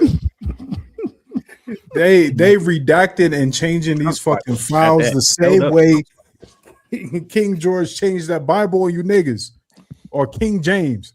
Like, bro, y'all. Oh man, yeah, bro. I don't know, bro. I don't know, bro. Like, I just if it's not any more clear, because we kind of making jokes and like, you know what I'm saying, he ha type shit. But this is a American white woman who is actively doing everything within her power given to her by rapists and pedophiles and sex traffickers and drug traffickers, because these niggas trafficked everything to and from, to protect men who would have actively trafficked her in her early 20s, like early teens. I don't understand that. Like she 50, right? Trump is what, 77, something like that. Mhm. She would have been a trafficked victim if she lived, anywhere that Epstein cared to go to, but she's from fucking rural ass Florida. Like, Nah, she could have ended up at Mar-a-Lago. That's in Florida. You got it. Yeah. Like to Bodega's point, the highest legal person in the government at this current moment is using her power to protect pedophiles and sex traffickers and the other people in those positions of power that are also legally supposed to prosecute these people are going in front of the government and saying that there is no evidence that Jeffrey Epstein trafficked to anybody but himself. Meanwhile, there's a co-conspirators list that they all have evidence to and redacted before putting out to the public. and when you nignogs say that we live in a democracy, when you nignogs say that the United States is the greatest country in the fucking world, when you nignogs say that this isn't a dictatorship, this isn't a Fascist regime. this isn't a fascist regime, this isn't a bunch of oligarchs running around controlling shit. Again, this is the United States Attorney General. Her whole job is to uphold federal law. That's her entire job, regardless of who, what, when, where, why, and how. And she is actively going against her job to protect the same people that would have trafficked her. The same people that gave her that when she job. was 9, when she was 13. She's no better than them. And that's the thing that people a lot of people misstep and overlook things like that. It's like, oh, she's no better than them niggas. Like, we have to understand, if she will protect them, she will do it too. Mm-hmm. Like, that's the level of this shit that we gotta actually equate. You going to jail, woman. You're gonna be the first casualty, and Trump gonna be laughing at you because he's like, yeah, duh. Y'all gonna take the ball for me, trying to be like me. Yeah, Goofy. That's a fact. Yeah, that's a fact. I do agree with everything each one of y'all said. I don't know if they necessarily do get their justice. It's just a conversation that we're having here, with bringing her to the fire the way that she's supposed to be held to the fire. It seems very tough considering the current state of the House and Senate and even our Supreme Court. It's just some either bill will be passed or some type of ruling, whatever. The focus should, as we know, be less on her and more so on the victims. And it is very profound with the fact that there was at least 3 separate times that the victims that were present in the courtroom were asked to stand up and were given yes or no questions where they were able to raise their hands if something did happen. And every question was in unanimous solidarity. Were they victims? Yes. Were they allowed to seek the justice by going to the department? Has the department reached out to them? Has the FBI reached out to them? Unanimous no's. Various versions of those questions received the same exact results. So it is disappointing, especially in an era where women are already concerned and have been concerned for a long period of time, that there is a grandstand review of they don't care. Right. And I say all that to say is like, man, I table the question here because we often give a lot of information and we often, say things, but give a step or two or something that you could recommend on what we can do to help during these times. What we can do? What we can do, if we're going to be the example, remember the whole platform is supposed to be talking to us first before we go outside. We talking to men, we talking to ourselves, we talking to black men. And I don't want to necessarily just go with the obvious, because I know Bodega has Reed as one of the first options. Obviously, I got that. Nah, I mean it's not. It's not even that. It's not even Reed. I mean, when you're talking about the highest, again, we're talking about the highest legal representative in the United States government, whose whole job is to uphold the federal, you know what I'm saying, the federal law, is actively going against that for propaganda or anything along those lines. It's very hard to come up with a solution that is suitable to the everyday person. What I will say though is that the only thing that I can do is arm people with the information that I have available to me, tell them to fact check it, and then I can harm any nigga who wants to go against the grain. Like that's the type of time that like me and my niggas is on. That's how we give it up. Cool, whatever the case. I mean, but like this goes so far, like it goes so far beyond protecting women, and like it goes so far beyond it. Like it goes so far beyond it. Like the Epstein, again, we don't even have a quarter. I don't think it is a quarter of the Epstein files, and 95% of them have been redacted due to corporate interest that fuels the president. Fuels the president. President is up $4 billion since becoming the president. His sons and daughters are running around doing ads supporting gold, supporting silver, you know what I'm saying, supporting crypto, all these other kind of things. And that was one of the other things that came out in this hearing, by the way, was that the crypto oversight committee that was in the DOJ. Mm-hmm. The DOJ had a crypto oversight committee, and it was 15 people, so it wasn't even armed enough, slick. But none of them niggas work at the DOJ now. While Trump is running around championing crypto and championing AI for his tech bro oligarchs, there's no oversight. There's no fucking oversight. The Department of Justice, which is specifically designed to oversee, is not overseeing anything. Yeah. So when you get to that point, it's like the only thing I can tell you to do is arm yourself and take some self-defense classes on some personal day-to-day type shit. And I can do my best to stay alert to whoever around is going against the grain and possibly go further if necessary. But like, dog, this man is proving every single conspiracy theorist correct. And it's like and he's tied to royalty, state government heads, spies, and all types of other shit. And it's like, as we can very clearly see, he was doing all of this shit. They're actively telling you he wasn't. It's like, oh, how do I tell some, like, what steps? I don't know. I don't know what funny shit. Not even funny shit, but funny shit that came out in the files was that the creators of The Simpsons were directly tied to Epstein. Which means that like all the super prediction shit that we thought they was doing was just them niggas admitting to shit in cartoon.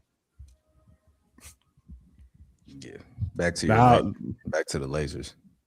You know what I'm saying? Like I don't know what to say. Like Ray, like I get your question and I hear it, but like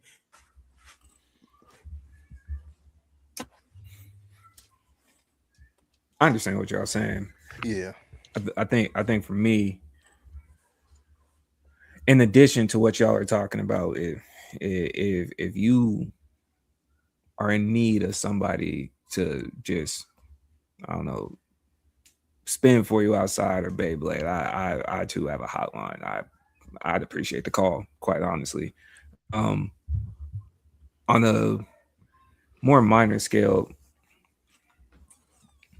I think we could push ourselves to continue what we've been trying to do as a trend and working on listening as men, just at least for the conversation piece, is, you know, things of that nature. And then I would also add venture to try to get involved in the conversation, like intentionally be involved in that conversation. Speak to the women around you and try to get a variance of thoughts and ideas. And with that being said, also understand that the conversation that is going on with women is their conversation. So let them, just like every other group, there's always inner conflict.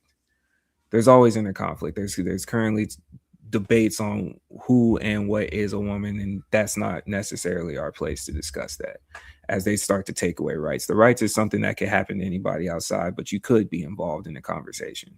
You could try to get outside and be more actual about it. It's simple to just read. It's simple to just give information, but you just get a lot of perspectives, man. I don't think that's that hard to do for a starting point. Hey, man, you niggas who are running around talking about any fucking thing except for protecting black women in particular, you niggas who are talking about 50-50s, you niggas who are talking about what a woman deserves, you niggas who talking about like I want you to understand that like you niggas are the scum of the earth, and you niggas, it's not because of the discussion, it's because you niggas fell for the fucking programming. You niggas fell for the fucking programming.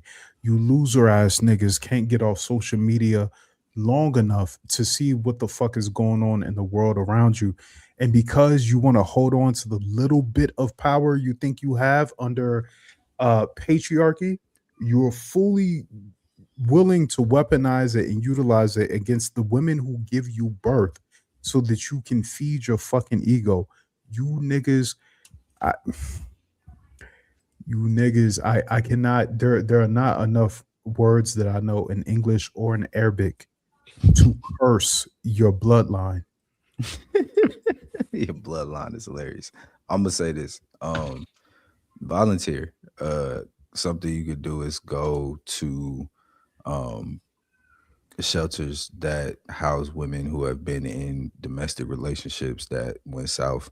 And just go listen, as Ray was saying, with the listening piece, like rather than just trying to be a part of the conversation on a familial or like kind of relative tip of like the people that's just kind of in arm's reach of you, like go really get in the field and like see and hear and understand these stories so that you can also have the information of understanding what threats look like and what the people that are going against the grain actually look like. Because a lot of this, like even with the Epstein and like a lot of these conversations that we be having generally about like women's rights and stuff, a lot of it gets like very theory-ish, like it gets kind of just leveled up to theory, and we kind of lose the sight of like the real impact that these conversations and these situations have in real life on real people. So like I think a lot of people, if you actually go to these places where these people are that you're discussing and like hear their stories, and it'll give you a better perspective of how to like combat these things if that's something you actually want to do.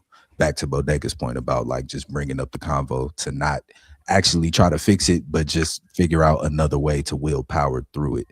Niggas is trash. But yeah, After you do that, or better yet, for a lot of our listeners, I can say, you know, we all have different personalities, even sitting on this platform. So I don't want to say after or before, but somewhere in this process, talk to yourself, because there's a reason that we have men that struggle to deal with women and be lost in whatever mindset that they have, let alone the ego that Ev often speaks of, because they got some type of hurt usually associated with a woman that's just a strong general guess that most of us have, and that happens. But talk to yourself, man. There's a lot of the things that you may not even realize it. I hate to kind of flip it, but it's like if it takes engaging in a little bit of a selfish thought, man, it's like you won't get the nurture that you probably need from your female half if you don't allow yourself to embrace or talk about whatever it is that you have going on.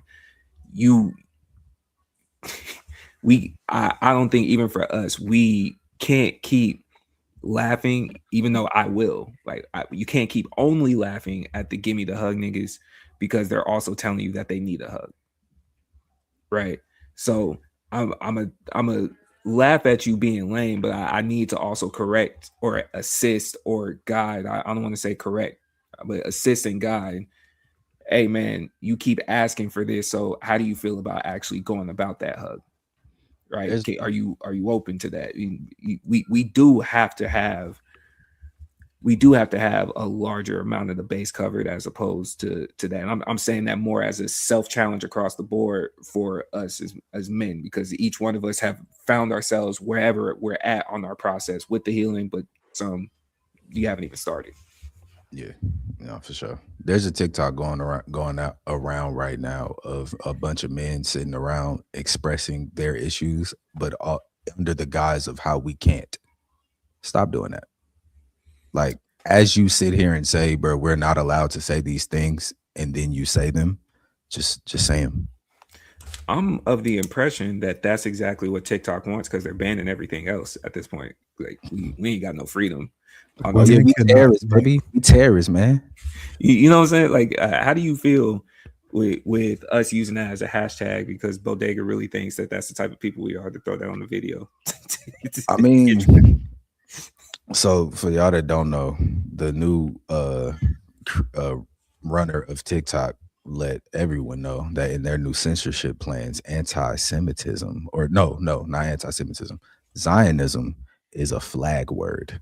So like if you're talking about Zionism in a way that is not beneficial or in a good light, they're going to flag you. And at the same time that they did that, the US government came out and said, if you are anti-America, which is socialist and a whole bunch of other things that are not Western democracy, Christian value, you're a terrorist, like a designated terrorist. So I would just like to say, as a new member of the terrorist list, what up, gang? We here. You know what I'm saying? We outside. You know what I mean? I'll add to what I just finished the last topic with, and with this one is like, please be aware. Why I'm also saying touch bases with people, touch bases with yourself. If you understand warfare, you understand one of the first tactics is always to cut off communication. You always find a way to shut down communication. If y'all can't talk to each other, you can't formulate and you can't revolt. Yep. Okay. So TikTok, amongst many other platforms, TikTok is just the most bold. Currently, TikTok is just the most popular one. We've seen the transition of algorithms and how algorithmic formulas are utilized to get you in rabbit holes. We know this, right? Communication is always the first sign. We could laugh about it. Writing was kind of on the wall when the whole election happened in the first place, and they were trying to force China to sell it. Like we probably should have known that there's many things we could have called when they took it down. They took it down, right? And then when TikTok came back and they put the message saying we're back because of Trump. And shout out to him. Thank you. The writing was kind of there. You know? But listen, you Zionists, listen. Y'all keep talking to people that I hope don't listen to us. Nah, bro, because it gotta be said. Like it has to be said because they're literally flagging and like stopping information. Folks are there's a campaign, a literal social media campaign right now to reform Zionism in a good light. Zionism is not a good thing. It's just not. It is what it is. The Orthodox Jews, the people who really follow this religion, are not Zionists. Why is that? And again, this goes back to expand on that Trump piece. Trump originally campaigned on banning TikTok and also banned things like Huawei and ZTE because they were primarily you may know them as like phone, you know what I'm saying, like mobile phones, but they also had a fundamental part in like the actual cell phone infrastructure, right? Like mobile phone infrastructure. And so you campaigned on banning this as a like fundamental all stop Chinese, right? And then pivoted to, well, we ain't gotta ban it, you just gotta sell it. To me, You just gotta sell it to me and my niggas. That's it. So like again, we speak about, this not being an oligarchy, this not being a state of fascism, this being this, you know what I'm saying, like this not being a dictatorship. Every single thing being utilized to control information, to control populations, to inflict a certain amount of change within the United States, both directly and indirectly, is being utilized. ICE isn't technically a military, so ICE can be deployed anywhere, at any point in time. and if you look at where ICE is being deployed, it's in all democratic areas. Yeah. Like we be talking about ICE coming down here, like they better not come down here with that bullshit. They ain't coming down here because not we, but this state voted for the nigga. You don't get the flashy ICE in like Texas or like. Please, I'm saying, for sure. What Bodega was about to say, I'm more so speaking to who you're speaking to. I'll participate with y'all just for a little bit. They are already there. If you don't agree with them, but you live in that state that you keep saying if they come down here and do that, whatever the case may be, what Bodega was about to say, I apologize for cutting your knowledge. It's not the big flashy news story like it is for the Democratic cities. The niggas is there. They hunting about the same numbers. They just did it, or they had a quiet announcement of it in North Texas. Texas is very much a red state. You know how the redistricting went, and they still have them outside. So don't. Yeah. So let me not misspeak. I don't want any of us to assume that just because you live in an area where they do somewhat pseudo promote the Second Amendment, they're outside, man. Like they're outside. Like you know many people that look for that 50 rack, bro. Like if you understand that, you understand that they already there. Yeah. So let me not misspeak. They are everywhere, and they're doing this everywhere. The raids, like the mass, we're gonna focus on putting them in these places, is mainly happening in the Chicago. Did not vote for him. Minnesota did not vote for him. Whole tri-state Northeast did not vote for him. Cali did not vote for him. That's so yeah, but appreciate you because I don't want to misspeak and what I'm saying, leave folks to thinking them folks is not in their hood either. So yeah, for sure.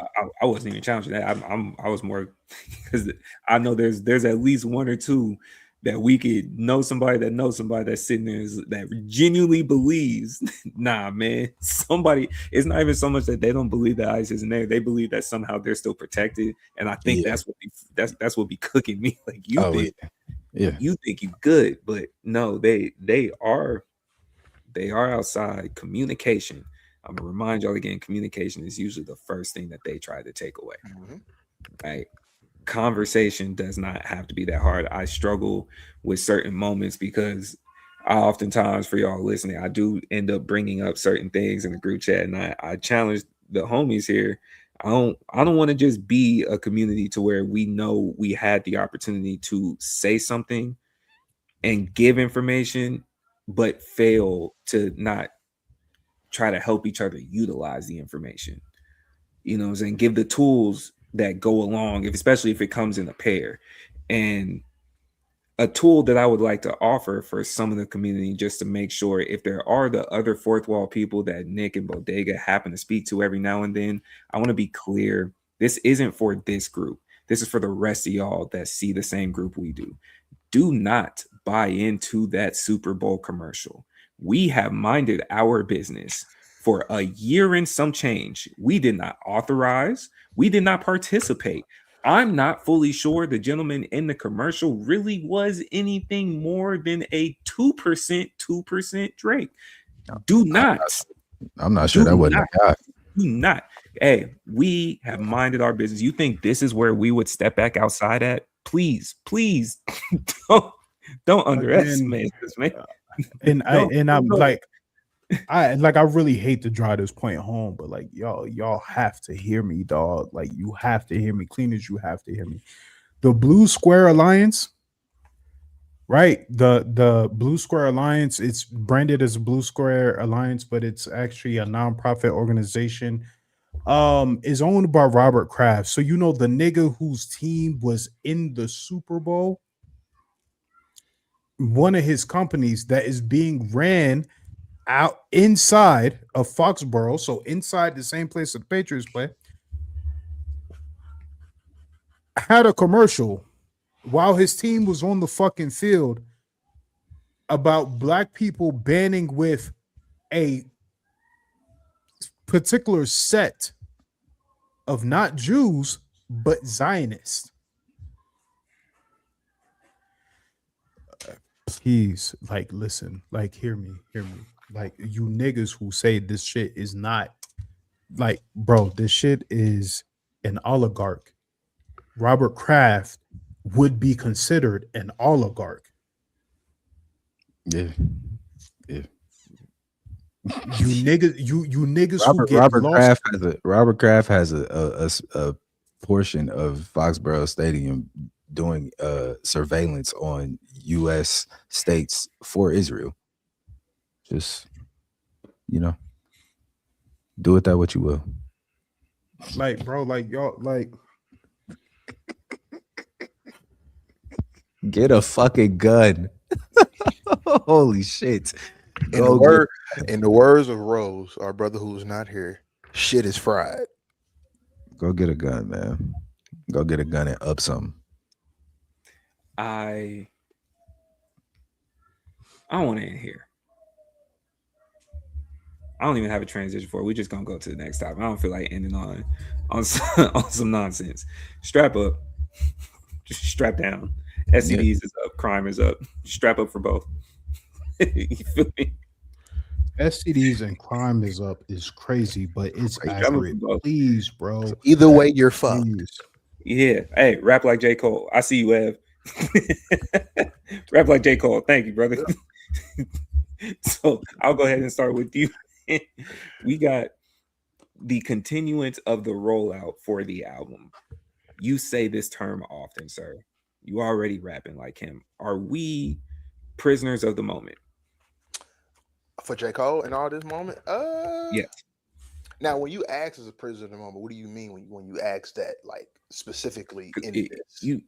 I guess for you, because you say that anytime that I've seen you say it is usually amongst conversations, especially when it comes to music. This just came out, so it could be an overwhelming feeling of XYZ, right?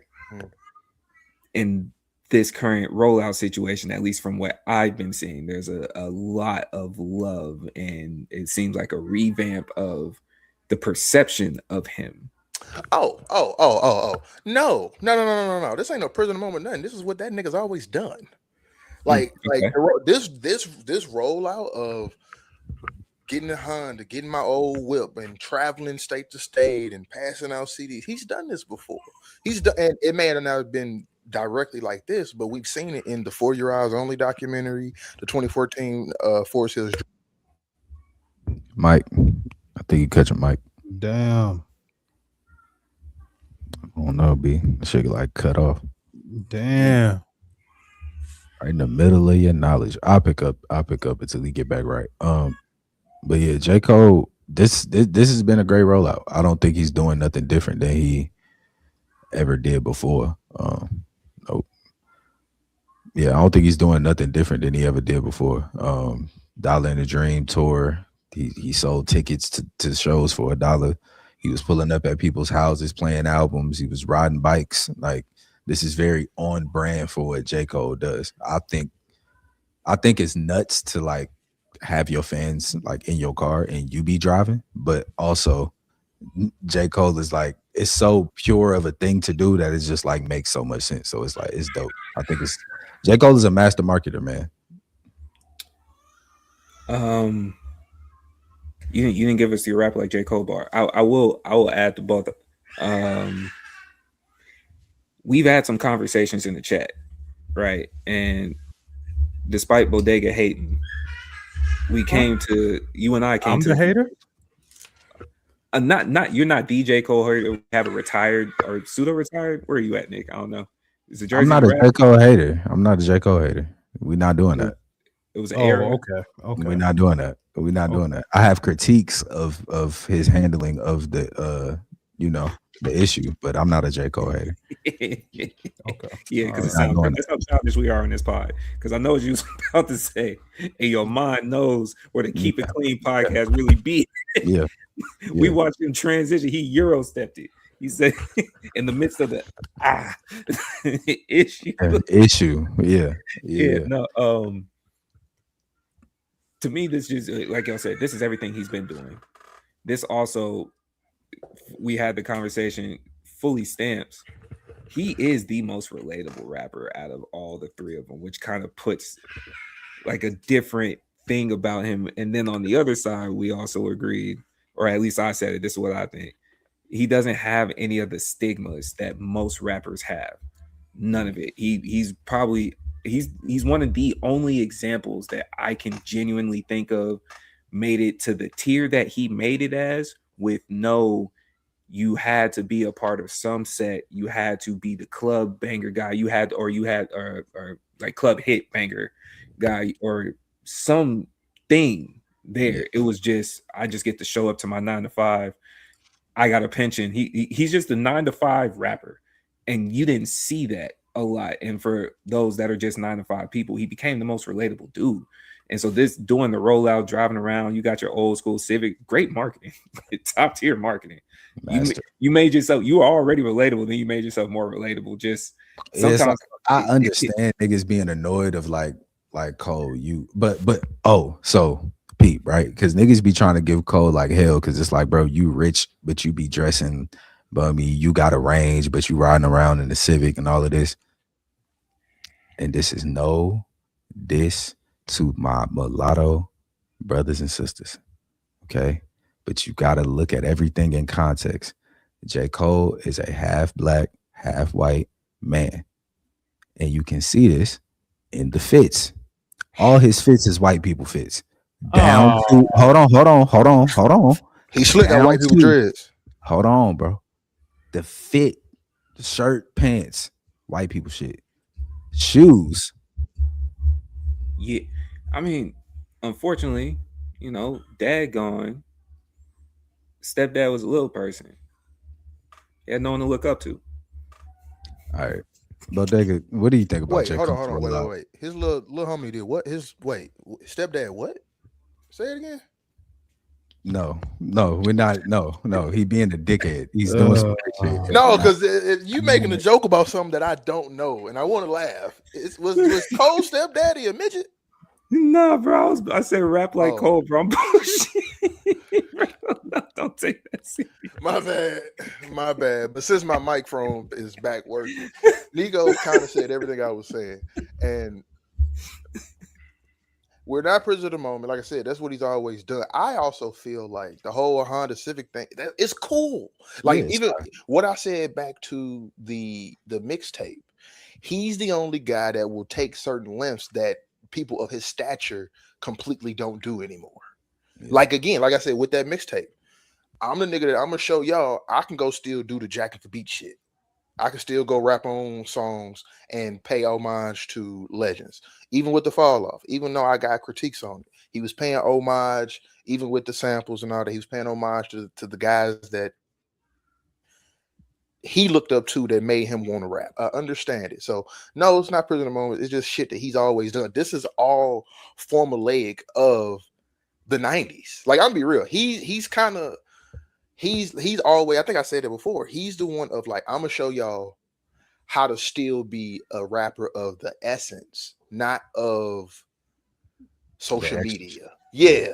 Like, I'm gonna show y'all what it is to, again, I can say I'm a better rapper than you. I've shown that through the technicals or whatever through these songs. Let me show y'all how to keep it there. We don't need the extras. We don't need the mess. I'm gonna just show you how to go hand to hand how to get my narrative. Let's be real. He's carrying the 1,000 fan rule in his superstardom. And for people who don't know what that is that for an artist, they say the 1,000 fan rule. If you have 1,000 hardcore fans, you'll never go broke. You will always be able to feed your family. You will always be able to eat and get a paycheck if you have 1,000 loyal fans. He's carrying the essence of 1,000 loyal fans. And that's something that I think we can say is appreciative in all of this. A lot of people say it's performative because, nigga, you're who you are. But even in that, it's like they're performers. That's what they're supposed to do. That, and how do you perform you? You know what I'm saying? Like, how do you perform you? That's if what I'm you saying. know I was doing this, then why is it performative if I was doing like me? And now I sound like Bodega when you get on the extra work side of it. Of like, you know, this whole idea that you're supposed to be wearing this and supposed to be driving this was the capitalistic white run of the mill game plan for you, and we know this. And the whole play, especially with him, is that you saw him do it. We saw J. Cole in the chains. We saw Bro in the Versace. We saw and we saw. It looks awkward. And even said that he hated it. Yeah, exactly. So it's like, I don't know, bro. What's up, bro? I'm saying, I mean, like any rapper who can pull up in any city with their old car with the same niggas that they grew up with, you know what I'm saying, and know they be okay. You know what I'm saying, and that's not on no gang shit. It's not on no gangster shit. It's not on no like, you know, I hired 50 police or anything like that. That nigga pulled up in Atlanta and did a pop-up, motherfucker. You know what I'm saying, and was cool. It was cool. It was cool. Like, was just cool. Like, there has to be something spoken about, like the testament of like the artistry and how genuine of a person that he is to be able to do something like that. And known it's been done before. Drake could not do that at all. Like, just to that point, when you look at the juxtaposition, Drake in his rollout is riding around, pulling up on fans. What is he riding around in though? A Rolls Royce. And it's like on brand, it makes sense. But it's also like when Drake was also running around to touch the fans with the guys playing shit, he was pulling up, paying for shit, spending money and all of that. It's like Cole is pulling up, charging folks $1. You know what I'm saying? Drake wants you to see him as a mafia boss. J. Cole just be like, hey, bro, I'm a normal nigga who just happened to be the best rapper. Like, I'm just out here. Even the most recent rollout of the Iceman thing of him rolling around in the truck, you got videos of him getting into it with fans that were booing him. Now, respectfully, I get it. They booing you and whatnot, but you getting into it. Cole don't even have to worry about that, which is always the funny thought process behind it, because you don't get many opportunities to just watch someone in general, not even necessarily just J. Cole, just get to walk around, be themselves, because that's exactly who they are. Right? Cole would have told dude, somebody says, was like, yo, you folded in the beef, and be like, that's peace, bro. I feel that, bro. Yeah.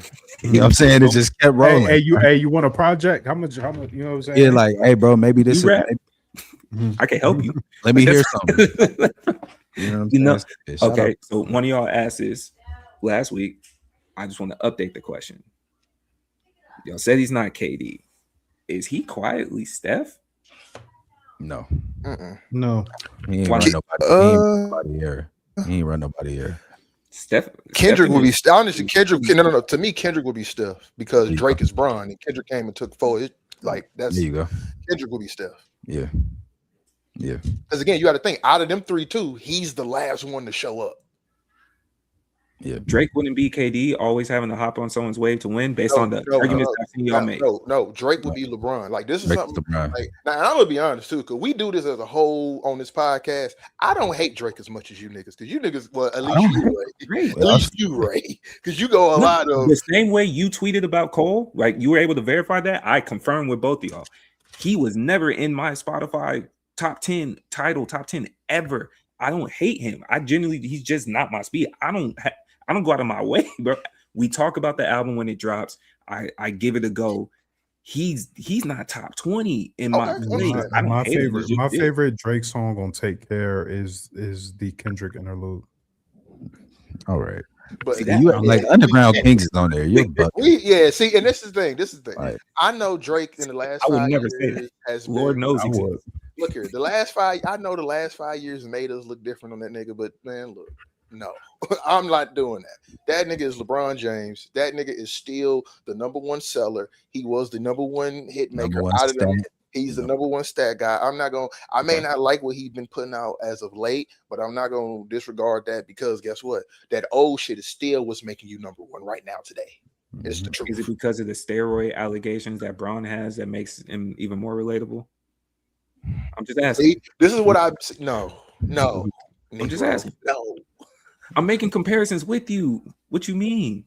Now we doing a lot of praising J. Cole. This hold on, Nico, because this is what I was about to say. Everything we just said about him doing all this rollout stuff is a good thing. That does not, and I mean it does not mean we give you grace and not tell the truth if we don't like something that you've done.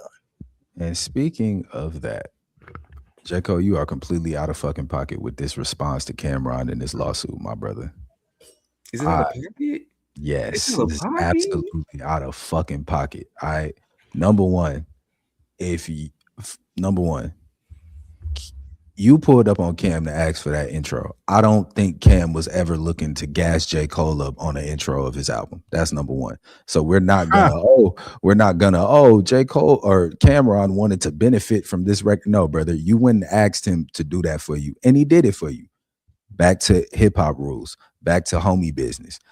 If you gonna ask bro to do that for you and he does it, you can't then and you say, yeah, man, a verse or the podcast, we'll figure it out. In homie business, that's the swap. You just confirmed the swap. Don't then, after you don't do the swap, pull up with the lawyers and be like, well, we discussed the possibility of Yeah. a verse or a podcast, but we never actually came to agreement on writing and not. Stop it, bro. Stop it, bro. You moving like your other side, and you gotta stop. You moving like your man's, and you need to stop. Like I was initially on like firing Cameron up, like, bro, we not suing. That's not hip hop. But J. Cole, what you're doing, that is not hip hop. Come on, B. So we fault him for being on some New York shit now? Because you usually show New York bias, so I'm just asking. He on some New York shit. On some New York shit. He on some New York shit, bro. That's how it looked to me. Yeah. Yeah, the same. Who's on some New York shit? He doing Who's on some New York shit? What you mean? Who? Cole. How? In this response, you be greasy, I'll be greasy. We can keep it that way, man. You on some New York shit? I spent some time up here too. I was with y'all. Nah, bro, that don't work. That don't work. That's bad math. That's bad math. Man. I'm just asking, man. bad. What made the response? If you take it the legal route, then why can I not have a legal response? Because I shouldn't have had to take it the legal route if you would have just kept your word. Yeah. But if it wasn't hip hop for you to do the legal route, we could. Bro, I haven't got paid. Like again, like when it come down to it, it's like this is why I said in my Keep It Clean, you cannot do homie business and industry business. You got to pick one, because in the homie business, we do the swap. But in the industry business, I have splits and points and all this other shit that I'm supposed to get off of that. Now, if I ain't got that, you legally have an issue with me. That's number one. But on top of that, the swap, the agreement, verbal, non-verbal, whatever, you still gave me your word. And verbal agreements do hold some type of weight in the American business. Right. You know what I'm saying? So it's like at either which way it go, J. Cole, you're out of pocket, brother. Okay. I'll ask another question. Do y'all trust Cam's word over J. Cole's word? Yes. Yes. We know J. Cole. We know J. Cole be backsliding. We seen it. He be taking shit back all the time. We seen it. And be boosting. Jake, I don't know Cam to be a liar. Cam, do you know? I don't know Cam to be a liar. And in the story, it sounds like, bro, he said, and this real quick, bro. J. Cole's response didn't refute anything that Cameron said. That part. And in Cameron's rundown of that story, he said, Damn, nigga, you said goddamn October hit, you called. You want to know how I know that's true? Go back to the KOD album in the skit when J. Cole called Uncle Sam. He says, nigga, I said I'm a goddamn have it for you. Whoop. It's goddamn now, and I got it, nigga. It's the same cadence of the same. You did that. Pay that man or give him his verse. Like, come on, bro. Do the interview or give him his verse. And nigga, you made brackets. That's my fucking Cole. That skit that you made brackets, nigga. That's my favorite song off KOD. Damn near. That's why I be talking about KOD so goddamn much. You made that song. You know what you should and shouldn't be doing. Pay that man his tax, man. He just wants a verse, right? That's what when I'm verse understanding. He didn't even want it. Yeah, he just like verse or interview or whatever case. And like Cam ain't been rapping for real, so like the verse wasn't gonna be nothing. It was just quick little 16, nigga, send me a 16. And then to tell me, oh well, I can't do the interview because I gotta talk about the beef, bitch. You like, just boundaried yourself. Like, bro, you talking about some? Nah, I don't want to do an interview right now because I don't want to talk about the beef. All right, that's cool. We ain't got to talk about the beef. I mean, I can't. I gotta talk about the beef though. I don't. You trusting the nigga that move like that, Ray? You trusting his word? Like, come on, son. You all over the place. That nigga. Hold on, Ray. Is it on brand for him to be all over the place? Yes, Cole. No, I'm talking about like is him saying I can't talk about. I don't want to talk about the beef. We'll say I don't want to. Is that not on brand for him? It's on brand, but it's also to the fact of you're saying, oh, I will do the interview. Niggas is like, all right, cool, but I don't want to talk about that. Fine. But I can't do the interview because we got to talk about it. It's like, nigga, so which one is it, bro? Are we doing this interview or not? And Ray, that's what he did. Like he gave the disclaimer, hey, I'll do the interview, but I don't want to talk about the beef. I bet. But bro, I cannot do the interview and talk about the beef I skipped out on. Come on, how you gonna preface me by saying you don't want to do it, but then you tell me why you can't do it if you do it? I oblige your boundary, and then you use the boundary as another reason to deflect of why you can't do it. Come on, man. Yeah. Come on, B. What we doing? What we doing? Okay. No, it seemed like a simple 500. He might sell enough records after Trump and just throw the money at him if it really come down to that. See that part too. It's like, dog, you running around making who knows how much bread out the trunk. Give me my money, man. You know, Cam is it. Give me my money. Like that's really he really give me my money. He really flexing. He's like, oh, bitch, you quiet part of around? Cam finna turn into Rico. Cam finna go Rico on Cam. He flexing. Cam finna go Rico on Cole. Y'all better look, hold on, check it out. You on Twitter telling niggas, hey, who 15 minutes away from Silver Springs? I'm gonna come pull up on you. He's dropping. Cam looking like, nigga, let me fly out there real quick. Nigga, when you drive up to New York, stop by the studio, nigga. Give me my fucking interview. Nigga. Dropping location and updating location is come on, man. And then you got all your fans record you and y'all in there rapping. If I'm Cam, I'm in that bitch. I'm gonna make a diss song. We finna take it there. You better Cole not so song. He built his own natural security because people already got their phones out. Like you can't even run down on it. If I'm Cam, I'm putting my whole team on J. Cole watch. And if he play anything from the offseason or might delete later, we on that. We on that. I need that. I need that. And that's the part that's even crazy. I gave you a verse. And I was just talking shit on your record. Come on, man. Like I didn't give you.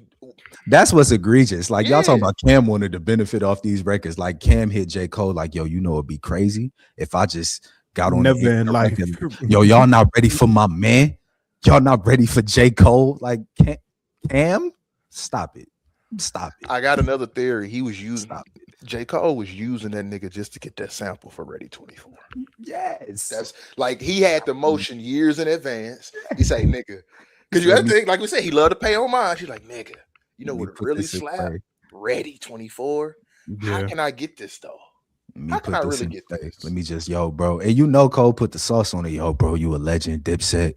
You know what I'm saying? Y'all was one of the reasons I wanted to come up here to New York. Like when I got up here and they told me hip hop moved there, I was like, what happened to Dipset? Like, you know what I'm saying? You know he was gassing it. Like, come on, bro. Get that man his interview, man. And that's the part of it where it's J. Cole. Like, nigga, guess what? If I'm J. Cole coming to you, you're gonna take that like, oh, for sure. For sure. Like, you know what I'm saying? So it's like that's why I was like, And then you got the nigga coming to the studio for you. Like, nah, don't mail the verse in. I need you in the energy. Like, you know what I'm saying? Exactly. Get a nigga. Exactly. That nigga's a succubus. That nigga's a succubus. All right. Calling a nigga a succubus is nuts. All right. Succubus. Listen. Are we good? Are we good? Because that's what we doing, man. I can't end on what he just said. We gotta clear the air. I'm just saying. I'm He starting spilled the mop water. We gotta clear the air, bro. that nigga on some other shit. Was his mom white, right? Yeah. She a Jew? I don't. No. You know, I think that we might have to what? end. Hold Niggas on. tried to transition and he took it further. It's just crazy, bro. Like, why you like this? Like, what happened? Minutes restriction. Oh shit. Minutes restriction. Get out the game. You shooting bullshit. This nigga just shit out. No. That's the was a Brian secret. play-in. I got poked in the eye. That's the Brian play-in. The nigga tried to hit niggas Couldn't with see. I got poked in the eye. I couldn't see. That's what that was. Okay, we're gonna end. I doubled up on this one. We're gonna end with another Black History fact if y'all got one. Or better yet, Black History Month. Give us a Black History fact about you, man. Where you at? Any updates, anything new, anything you proud of, something that happened in life. Talk about you, man. We don't talk about us a lot here.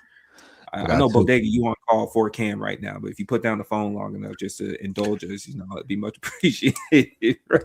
I have Bodega over there texting kid, these niggas we held you down. We held you down. Y'all niggas are sick, man. Y'all niggas are sick. Two quick Black History facts about me. My great grandfather is or was instrumental in the creation of Miles College in Alabama. That's HBCU. Also, my great grandfather and cousin are instrumental in the first Black newspaper in Huntsville, Alabama. So y'all not gonna like my fact, but it is what it is. Let's do it, twin. I mean, it is what it is. You proud of it? I'm proud of you. I mean, I'm not. I mean, I won't say proud per se, but you know, you like it, okay. I love it. I'm gonna say what we'll see. You like it, I love it, bro. Okay, so my grandmother was one of the first Black number runners for the Black. Let's go, Black History crime. Let's get it. Let's get it. She was out there kicking it with Smoking Stack, my nigga. I'll fuck with it. Listen, running them numbers. Yeah. Listen, man. Gangsters running my family for real. If y'all want to get into the Black History crime facts, we gonna. You know what I'm saying? You know what I'm saying? But like, yeah. My family ain't created no school, museum or nothing like that. But like, that's the side of a side. It's the other side. It got a little different. You know what I'm saying? The side of a side. Yeah. You know what I'm saying? Like your dad's mom's side or dad's dad. Like it's like that. I didn't even think you was gonna say that. I thought you was gonna reference what happened to Ray. No. Nah, but shout out to Cuz. Hey, look, listen.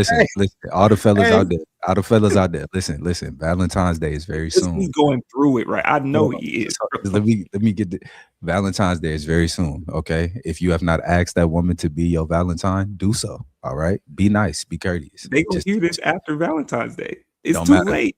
Don't matter. I'm gonna clip this and drop it before, just for y'all. So listen. If you have not asked a woman to be your Valentine, do so. If you have not gotten a gift, do so. If your side piece that you should not have is anywhere in the vicinity in the moment, abandon the mission. We are too close for comfort. All right. Valentine's Day is right around the corner. All right. If you are out driving around in your girl's or your side piece's car, you cannot afford to be doing that, because if you run into one of the fellow pedestrians outside, it's going to be hard to explain that to both of them. And your dick is going to be dry come the weekend. Listen, man, and it's an entire weekend too. Oh, let's just double down. We need to clip this whole section real quick. It's a whole weekend. It's Valentine's Day weekend, which means that you need a weekend worth of activities planned. Okay. Mm-hmm. A gift every day. Friday, Saturday, Sunday. That's what you need to be on, or you need to have some monetary equivalent. Okay. Listen, Stay in the house. Right. stay in the house. Okay, everything is booked up. So, hop on YouTube, University, get your cook on, something like that. Cool, whatever case. Look, making flower arrangements is real easy, and it's easier to buy the individual flowers and make the arrangement than it is to purchase the arrangement. It's a fact. I mean, listen, peel off the leaves. That's right. Cut the stem, cut the inch, flower. cut the stem off. You know what I'm saying? Cut the stem. The stem needs to be cut at an angle. Yep. Mix that John. You know what I'm saying? Mix the flower food. You know what I'm saying? Mix that up. Get you a little vase. That's it, my nigga. That's it. That's all. Get you 3 days worth. If you got Amazon Prime, I'm gonna tell you this right now. They can 4 a.m. to 8 a.m. some shit for you. So listen, Amazon got the nice little man. Look, I got a little shit. I got some shit over here. Amazon got the cologne, got the good perfume for your lady. They got the nice little kit for you. They got the nice, bro. You can go set up the heart because I did this last year off Amazon, nigga. You can get you the lights. Yes, get the lights. Get you the rose lights. Line them bitches up in the crib if you live with your girl, or if you get the hotel, book, pre-book, go get the key, go there first. Set it up with the little lights, set the lights all up around, get you the heartstrings on the door. So when she walk in, she going through that. Oh, love. Do all that. Because guess what? It's gonna help.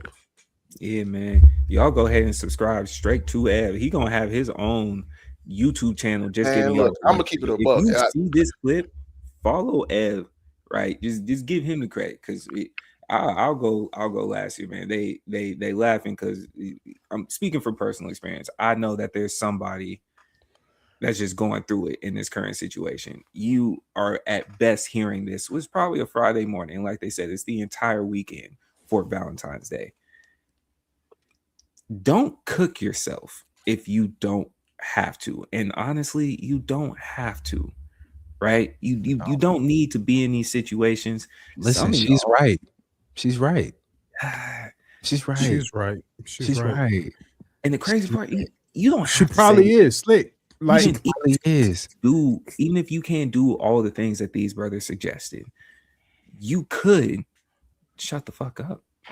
And listen, right there in the pocket that you're supposed to be in, and just give her an embrace, because some people, ooh boy, like you can sign up for Zip and like do the afterpay for the gifts. Like if you really need to, you know what I'm saying? Like you could really get something off. Like it'll be there in time, and you'll just pay on it. It's ways, man. It's ways, man. But first and foremost, ask that girl to be your Valentine. All right, stop being a dickhead. It's not even that hard. If you like, I just did it this week. I've never done that. I just did it this week. Went and got a card, wrote a note. Yeah, all of that. Yeah, man. Yeah, I got get the card. Yes. Go get the card. Like write the note yourself. Don't GPT it. Write the note. Work on your handwriting, nigga. Fuck, we might have to one-off this for specifically, because the labors of love the ways of appreciation and affection, all the various ways you can show your woman, we overlook those out of our own pride. A lot of niggas be like, bro, if I can't do the grandiose thing, I just can't do nothing. That's dumb as fuck. You can, man. It's the thought that counts. It's the thought that counts, man. You niggas, especially since we talking about Valentine's Day, I'm gonna even put you on game even better, bro. You can take your ass to Walgreens and make an event and get her some good shit, because Walgreens themselves, they're big on Valentine's Day. They got the whole lineup of just the candy, roses, the teddy bear, bro. You don't have to be big balling to show affection and show appreciation to your girl. You absolutely don't. And let me just tap this in with you too while we on the topic. Ask your girl what she like. She might not even want you to go do all of that. You over here stressing, tweaking out, like, bro, I'm finna have to break the bank on my brother. All she wants is them flowers, and she said it. And to tell, and words of affirmation. She wants you to tell her, baby, you look good. Baby, and remember, I see what you got on over there, baby. I like that. Did you? That's what she wants. maybe you got a gift, maybe you didn't get a gift, right? Right? Maybe she doing the ha joke pussy is a gift. Maybe, right? But you know what that also means? It also means she wants you to crack her back, right? She feel good for Valentine's Day. Okay. She want to end Valentine's Day with the nightcap. You know what I'm saying? And let me tell you something. You might be that nigga, but she is that woman. Okay. You might have to shoot your shot to get some more poom poom. She ain't got to shoot shit. Oh, It's lined up right there. Yep. No matter what you think of your girl, it's lined up right there. It's right there for her. She can literally pick a nigga out the crowd. Hey, cuz, what's crack? listen, if she hop in that close friends and get to telling her close friends, and let's just, you know what I'm saying, she mad at you, so you know the close friends is full of all of the potential niggas that will replace you.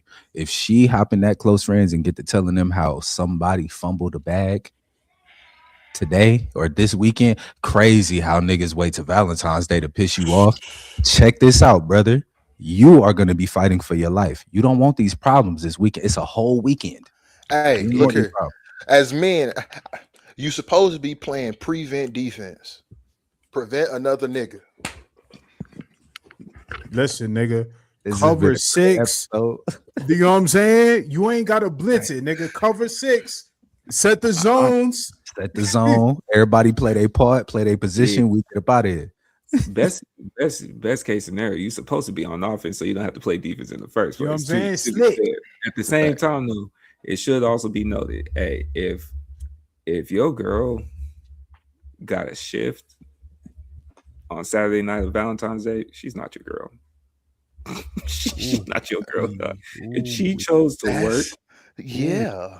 as opposed to being available for Valentine's Day, she's If she not don't work in that your warehouse, if she don't work in that warehouse, all right. If she got a corporate job, Yeah. if she she's in First let off, me- if let me- your let me tell you Valentine this. Shit, nigga, if Hold on, she hold do on. work in that warehouse, because I you was know about- it's I was- goddamn nigga, hey, Oh, listen. nigga, I was two finna work do it. husbands in that I was finna motherfucker. do it. Two Listen, work bro. husbands in that motherfucker. Quick little break room in that. Look, hey, if your girl worked at a warehouse on Valentine's Day and she worked the overnight shift, you just gotta go spend the night with her. Up there.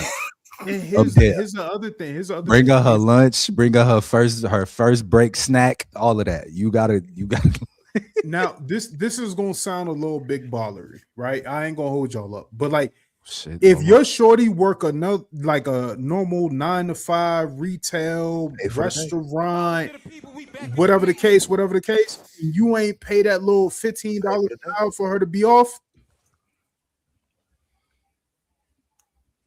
yeah, Nigga. yeah. If her day Because you pussy. if her day off costs you $100 to $300, go on and run that B. Go ahead That's and run another thing. Hey, you niggas really be broke because when niggas be like, oh, you can't pay, like, you know, that saying, hey, I just pay for the day. Hey, y'all used to be fucking with hoes that was making $10 an hour. You couldn't just splurge to 80? Listen, Nigga, man. you could have took her to the Longhorn and been okay. That's 120. I guarantee it. Could have took her to the little bonefish. 'Cause I don't even care how you want to cut it. Shorty can make 26 an hour. That's 208. Son, Too shorty. If, Like, that's She still- got a white nigga in her DMs right now asking her for socks. A and white they dude. money for Hey, it. he does wealth management wealth management, some type of accountant, and an equity financial risk. You And got an a equity CPA. That nigga cleared 300K easy. He got an MBA. Wealth you- management. You ain't even know how to get in there. You ain't By see time no you're application hearing pop this, up for the job. Like He got that job off his grandfather. You don't even by the understand how time that you're works. hearing this, if you've already asked what her plans were and you haven't gotten a response, that is your response, my brother. Yeah. It's not happening. Yeah, asking and her There's the a week strong of chance if you what her had to plans ask, are. I wanna you say real- already missed out. Shout out to the homegirl Daisha, because she was on timeline saying this earlier today. All of you men outside complaining about not having a Valentine, my brother, you are the one that is supposed to ask. You are supposed to ask. You are supposed to be asking. And in honor of Black History Month, rest in peace to the good brother. Who gonna be the boys? Facts. Also, last Ooh. but not least, and you know, I don't support this activity personally, but it be like that sometimes. If you are a side on either side this weekend, you know what time it is, you know what the weekend is. Play your fucking position. Don't get mad when you see that Instagram story. Regardless of how your feelings feel, all the other type of shit. You know what I'm Don't start saying? liking no pictures. Don't do none of that. Listen, and like, you know, cleaners, if you feel like this is directed towards the women, you know what I'm saying, a little bit, but like niggas, y'all be sides too. Don't be creating no fake pages, nigga. Yeah, nigga, just like you gotta let whatever happens and call it a day, bro, and hope she come home. That's it. The crazy part is she at home. And you mad? She at home and you mad. That should be your call in the crib to go hop in that mirror and be like, I deserve. You got to bring her home, my nigga. That's the reality of it. No. If you mad at her being home, you got to bring her home for real. Okay, yeah, boss up. Sometimes the side doesn't realize that this is the best case scenario for you. If they're happy, you win more. Sometimes you just need to stop talking. If you're a participant of that role, stop talking. No, that's true though. No cap. That's true. Because guess what? If we over here happy, that means when I come over here, I'm gonna be happier. The crazy part is, if you over there happy, why you even going over there? That's true too. We already put the barrier. We already know, niggas. We already acknowledge this. Sir. We already know why though. But why you even doing that? You know what I'm saying? You complicating the happiness, B. You just trying to split the vibe. Choose your happy. There's someone out there now. The last name of Rodriguez. That makes it easy to make it vague. I don't have to say that. Last name Rodriguez. You are a sick nigga, man. Hey. They going through it. They don't even, you know what, like the way your brain work, not even in the medical books, like, you know what I'm saying? Like, it's not even. Listen, you know what I'm saying? Like, you might have to donate that to science when you done. Right at first, insurance adjuster with CTE. Like, cause like this nigga, y'all know, like this nigga not even a rapper, so like he just be, you know what I'm saying? Like, he don't practice this. This is all natural. He looked at too many contracts and the jargon started fucking with him. The words just be there. Oh man. Oh shit. Listen, if crazy, man. If y'all are trying to find us, if y'all are looking to find us on Instagram, TikTok, we don't know how long we're gonna be over there because I got a Zionism video coming tomorrow. We're gonna see how that works. But if you are looking for us at the Keep It Clean Show, please see DS so you can be updated when we drop an episode. If you are on the YouTube, like the video, leave a comment, subscribe to the page. We appreciate all of you that have and continue to do so. Right? Take us out, B. Yes. Power to the people. We came back to do maintenance. We have given you another great show. We have covered up the cleaning list. And we ask y'all to stay clean. We love y'all and address all the dirtiness out there. We will be back. Much peace to you. Happy Black History Month. Facts.